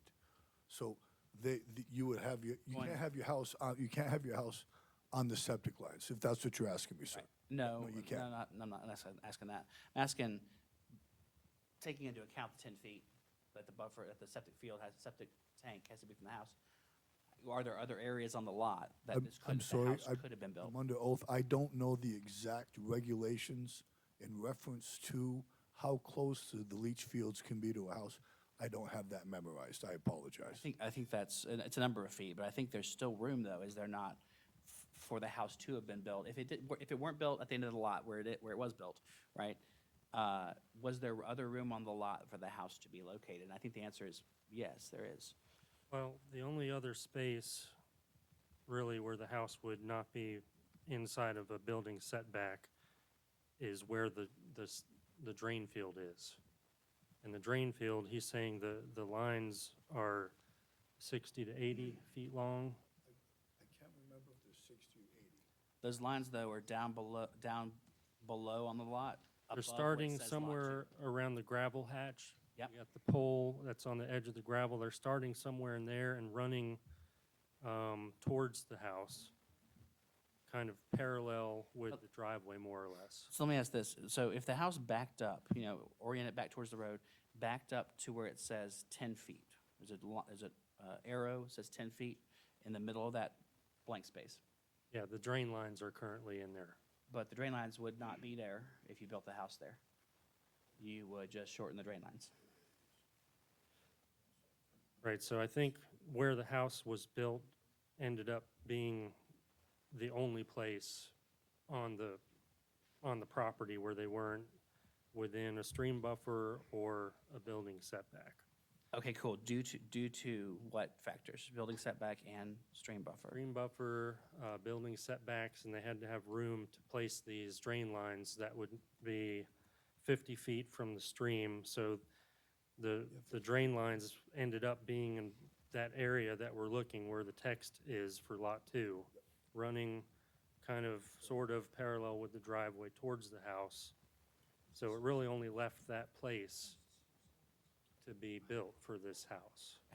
Have you guys thought about talking to the across-the-way neighbors about moving the easement over 8 feet onto their property and having him buy that or, you know, Hasn't come up. Hmm? That hasn't, this was our first step, was trying to seek this variance. So if the neighbors have no problems, then that that could be a solution too. May I? The easement is a subdivision easement, right? I think I might be able to answer that, honestly. Yeah. Naftalia has moved to Texas, and he's been working there. He is close to his neighbors, and I also know the neighbors are really quite nice people. I actually had cut the communication line in lieu of putting the water line in. And the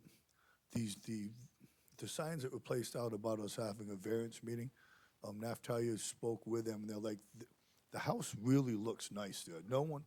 There's really no one who's So that no victim. if the house looks nice or not, that's irrelevant to the conversation. not- That- they're What we're not trying mad to ab- do is to come up with solutions and strategies and talk about what has been done or not done.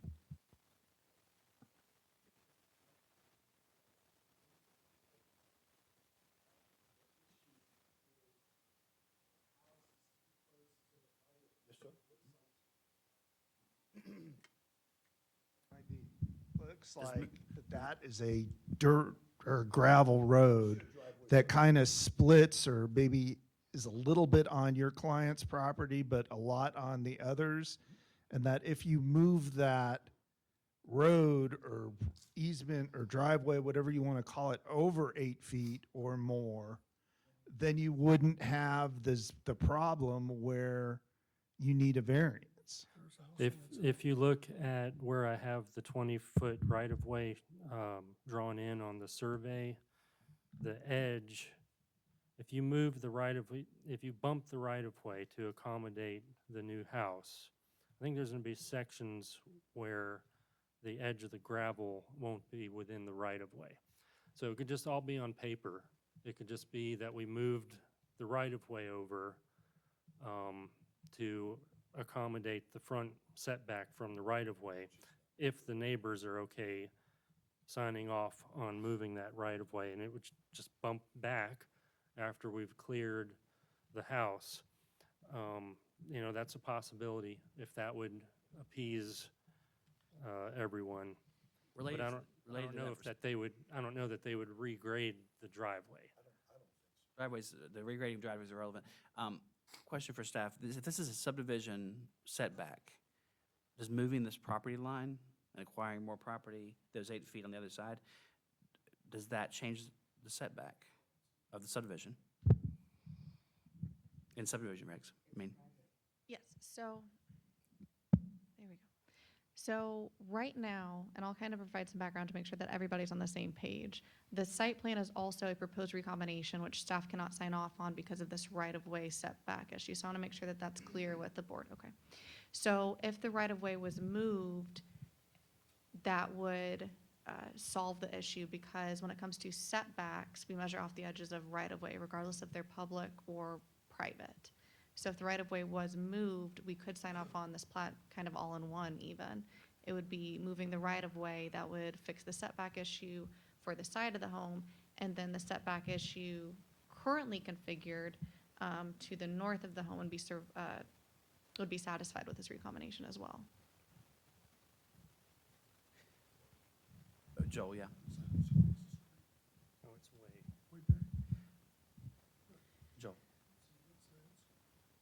mentioned just now to move the right-of-way, you have to consult with the neighbors and all, okay? Because I imagine that'd be cheaper than moving the house. A few dollars cheaper. Yeah, townhouses.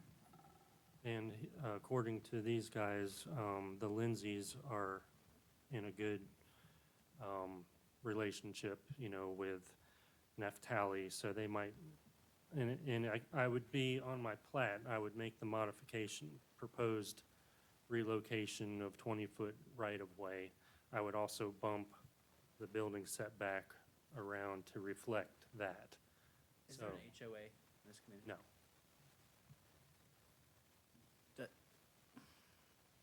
They acquire 8 feet, and they can move the right-of-way, they move the road and the right-of-way, right?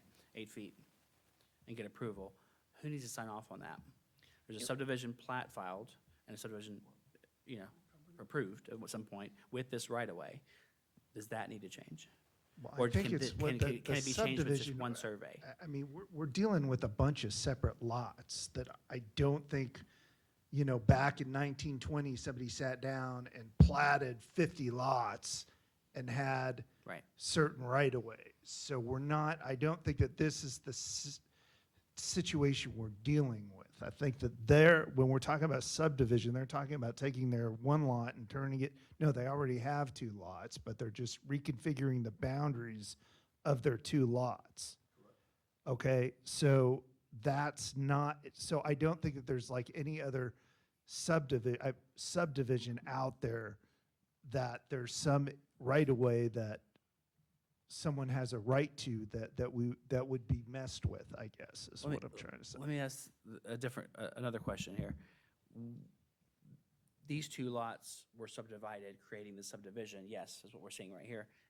Are there any other lots, lot 3 and 4, lot 62? There's no other lots around this that were platted as a larger subdivision? No, this was a special subdivision of one parcel into 2 Okay. from 2023 by Malachi. And the 20-foot right-of-way is serving the Lindsays, shown to the east, and then one more property to the south. So there's just 2 More neighbors beyond this?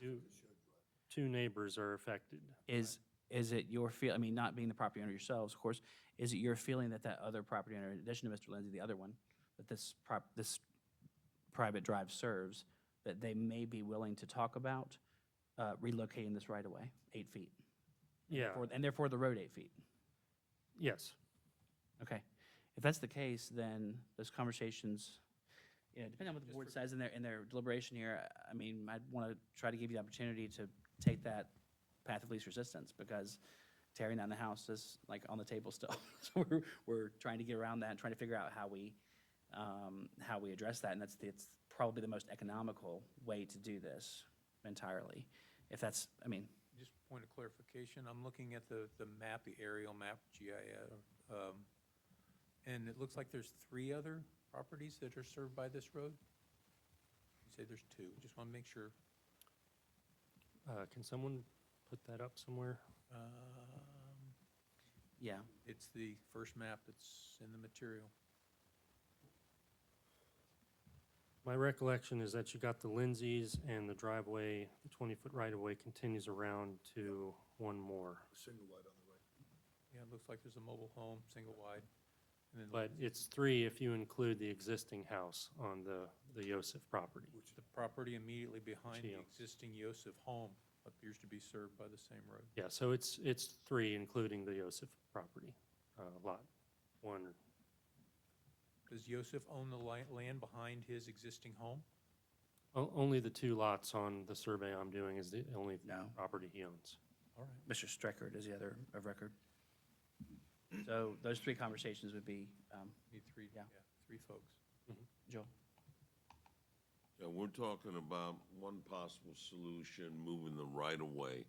I guess the question I have, maybe Kurt could answer this. So let's say they do talk to neighbors, everyone agrees to do this. Does it come back before us to put some conditions in the variance, or how do we know that this actually happens? I guess what would be is that if they, in the adjoining neighbors are able to work something out, they would do that based on replatting or whatever their design professional would recommend. It would then come to staff, would then approve the new plat, and then the staff would also approve the existing recombination of Mr. Youssef's property. So, in a sense, yes, it would. In that case, the property. And then line- it would not come back to you because there would be no need for a variance because it meets the right-of-way setback of 20 feet. And the property line would not have to move. Yeah, the property line From wouldn't what's have to proposed. move, yeah. Yeah. It's just the Summer Wash, is it Summer Washed Way? Sunwash. Sunwashed Way is, and I'm assuming that's a private road? Okay. Okay. So, yeah, I think as long as, it meets that and they get the sign off, whatever the change, but I think just moving it over 8 feet's not gonna. So if kinda- if you think that's in the cards, if you agree, that's probably the safest, most cheapest way to do this. So if we can do that, there is no further hearing on it, and staff can approve internally the subdivision that we have proposed here. And so if you all agree, you all want to go that way, then let's do that. And then I guess we would leave the hearing. I think what they could do is they could do one Continue. of two things. We could continue it to a date certain, right? And if they can get this all worked out, they can just cancel Yeah, it. if you could put us on your next one. They could just cancel the hearing. So all you need to do is propose to relocate the road and the right-of-way, and then that does it. Yeah, if we get the neighbors to agree and Savannah approves the new preliminary showing it's been moved, then we'll cancel our next. And you wouldn't have to acquire property at that point, but there may be some agreement, of course. The neighbors have to sign deeds of relocation of the right-of-way, something like that. The surveyor that is now lost, when he put the stakes in the ground, did he produce a map at that time to say, hey, this is what we're doing?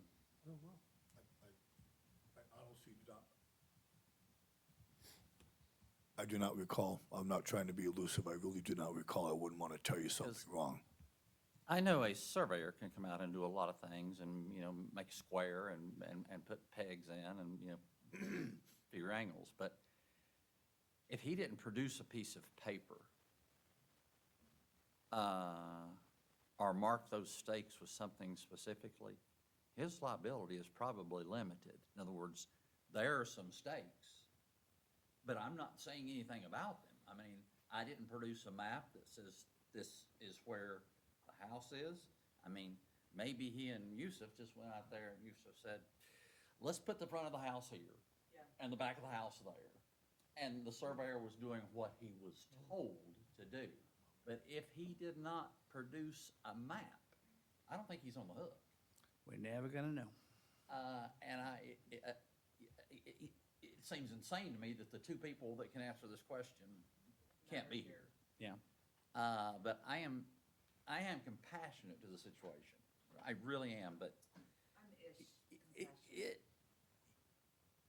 yeah, I don't think the surveyor's on the hook. If you can't produce a piece of paper, I mean, it's just like, you can't record a piece of paper until the stakes are in the ground. Well, vice versa. I've always had my surveyors do the recordation. I've never done any recordation. Right. I'm And not that's what trying to, saying. I'm not trying to be, The- point the finger, but I've never done the recordation. No, I totally appreciate what you guys are trying to do, but this I'm not just trying to pass the buck. stacking backwards. Out of curiosity, is that survey, the survey that the prior surveyor did, is that recorded? I don't know. I never do the recordation. My surveyors always The do. plat with the previous proposed home is recorded on the Register of Deeds It was website. recorded. But nothing since then. No. I do not know. I think we have a plan. So, other comments or questions from the board? Joel? I agree with Andy. I think we have a plan, and it'd be in your best interest. okay? I also want to comment, every case we get is unique, okay? But in my experience, and I could cite a number now, but we don't have time. We sometimes get applicants come to us and say, we made a mistake. We want the board to correct it for us, okay?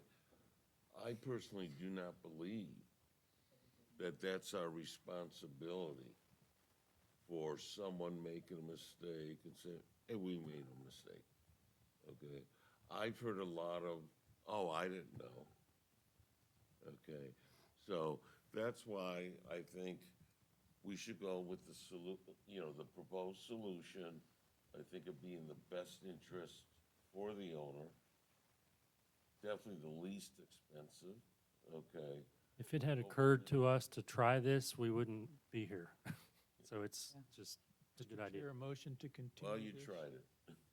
Well, and I just, let me just make my last comment. I agree with Joel, too. I've heard so many excuses, and it really does, if this doesn't work, and he did know, it would totally sway my opinion, because I don't know how, if he's working on it, and I don't know how he could have missed this miss so bad. But I think if we can do, if that could be a good fix, that would be great. And I agree with Joel. It's like when people come and say, you know what, I screwed up, I appreciate that.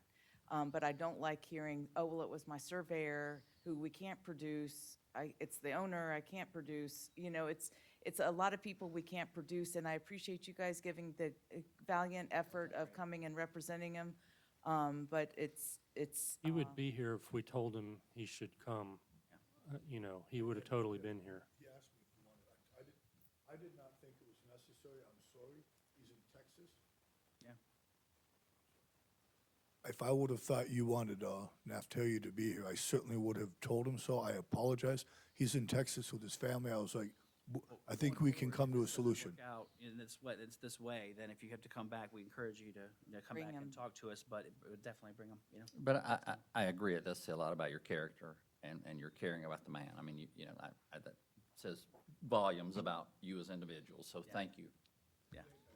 I'd like to add, I served on your board in the 80s and 90s for 15 years. I got kicked off because I was illegal. I had served too many years consecutively. I understand your position. We have an application, don't we, over here? And Wanna come have back? heard a lot of these issues over the 15 years that I served. Yeah, thank you. appreciate that. I just, when deciding what date, instead of next month, because it does look like to me that you may have to get permission from a few different property owners, get the legal documents, try to get that thing worked out. Are you absolutely, I guess what I'm concerned of is, are you going to be able to get this done in 1 month, or should we set this out 2 months? Just to give you a little buffer, because you have two outcomes. Either you're going to get this stuff all taken care of and you're not coming back, or B, you're going to have to come here and basically put on a bunch of evidence to show a hardship. So I'm just wondering, but what we don't want to do is have to re-advertise, because then we have to assess the cost to you. So that's why I'm saying, if you don't think that 1 month, if you're not absolutely positive you can get everything done in 1 month, I would recommend trying to set this out a little bit more to give you some time. What is the date that we'd have to let you know before you re-advertise? We can't, because we're continuing an existing hearing to a date certain. So we can't, so we have to kind of make that decision now so we don't have to re-advertise. If we just continue this, then we would have to re-advertise and then reassess you a bunch of costs. Okay, 2 months is fine. Thank you. So October, Whatever the second one. second Wednesday in October would be yeah. There was a motion. Is there a second motion? Is there a Second. second to that motion? Thank Yeah, you. they're still testifying, right? They are, yeah. So we are closing the public hearing. Anything else from y'all? Okay, thanks. Close the public hearing. Are there any witnesses? Going once, going twice, 3 times. Thank you very much. Public hearing is closed. We heard a motion, and we'll go ahead and accept the second there. We heard Second. from Catherine. What is the motion again, please? Motion. Oh, motion to continue, okay. Motion and a second. All those in favor, please say aye. Aye. Aye. Any opposed, nay? That passes. Thank you very much. We will see you or not in October. Hopefully Best of not. luck. Thank you. Yeah, good luck. Yes, thanks so much. All right, we're having fun today. Let's move to case ZPH 2024-00017, Asheville Forest Bath Special Use Permit. We clearly are not joined by anyone from the applicant, so, We have not heard from the applicant either via email or phone. okay. Let me just double So we've check. heard two witnesses on this one, and we've got an application to consider. And we've heard our options here. We can approve, deny, or continue. And there's no evidence, of course, presented in the case. So, I would move to continue it. okay, let's go ahead and close public hearing on this. And any witnesses, once, twice, three times? Great, okay. Board deliberation? I would move to continue it. So I thought it was going to be an open and shut case, to be honest. I thought it was going to be fair use, but the neighbors aren't in agreement, and I feel like we need to hear from the homeowner. I want to hear from the homeowner too. I thought that the witness comments were mostly things that are not in our purview at all to consider as far as neighborhood traffic, erosion on the main road, et cetera, not relevant to this. People turning around in the next guy's driveway, not our purview. Signage on the property is our purview. It's in a subdivision. I don't know if that's allowed or not. Might help situation with the parking. As far as the use, I don't have a problem with the use, so. I have a question of Yeah. staff. How often has it been that no one comes as the applicant or the representative of an applicant to the Board of Adjustment to submit their case? I cannot recall. And to me, So 5 years? that stands. 5 years' time at least. alone. Yeah, Yeah. And says a lot. And if, Yeah, if- we're here, we had witnesses come here and the applicant themselves, that they may have a legitimate reason. They may be ill, they may have had an auto accident, they may have been stopped by Secret Service. I don't know. Maybe at the rally. Yeah. But at the end of the day, I think that give them the opportunity to come in and plead their case and maybe Okay. answer some of these questions. I don't think that they're gonna come within our purview to deny it, but who knows? Well said. Not that we can forecast, I agree, and not that we can forecast anything, but let's give them just 1 month. And see what happens next month. They may withdraw. Yeah. Yeah, I've got a question regarding, as Greg just brought up. Okay, the applicant's not here, and someone's here representing them, okay? I don't know, is that in the application that they have an official representative? Or could anyone stand up and say, I'm representing the applicant? No. Not anyone, but No. Now, we get into kind of a gray area with the Board of Adjustments in terms of the North Carolina Bar considers this to be a quasi judicial hearing, and that people who are represented need to be represented by an attorney. However, if every, boards of adjustment have allowed design professionals, and I think we've seen that a lot here, where the design professional is the applicant and they're the ones presenting the evidence on behalf of the property owner. and we take their word at that. Right, but if you recall, I asked that witness in the, I think it was the second case, that lady, sort of like, what are you doing here, more or less? That was because I did not want her speaking on behalf of her brother or her cousin or whatever that was, because she can't represent him. That would be the unauthorized practice of law. So that's that. So if somebody's coming here on a corporation or representing a corporation, the corporation needs to have legal representation. Just a random person can't. Now, we've allowed design professionals to do that, and I don't think the bar is weighed in as to whether a design professional, but just a random lay person representing somebody else, no, that is not a good thing. That may be clarified in the future, I mean, on whether a design professional could be the applicant on behalf of a property without any signed, Well, usually when we do this, we require on all the applications that the property owners sign off on the application, because any decision that you all render, that decision runs with the land. So it's really important that the property owner sign off and know, and basically, because this condition will be on their land. So that kind of ties that up. There hasn't been a motion yet, right? There's been a discussion of continuing this. Yeah. So let's make that in form of a motion to continue this. I make a motion month. to adjourn. We have not acted on this case, have we not? Do you want to, before you adjourn, do you want to figure out what we're doing with the bath? So whether we're going to continue I it? thought, We didn't I act on thought it, we so- continued it. We need a motion on that. Yeah. Okay, I make a motion to continue the, There's been a motion to continue to next month, To next Second. month, date certain. yes. regular meeting. Okay. Yeah. There's been a second. All those in favor, please say aye. Aye. Aye. Any opposed, nay? That motion passes unanimously. No order involved. Anything else from staff today? All right. Anything else from the board? Fantastic. Thank you all for being here on a tough to navigate day. Yeah. But we did some good work and ended up in finishing before 4, so out early. Is there a motion to adjourn? Is there a second? Second. All those in favor, please say aye. Aye. Any opposed? Nay?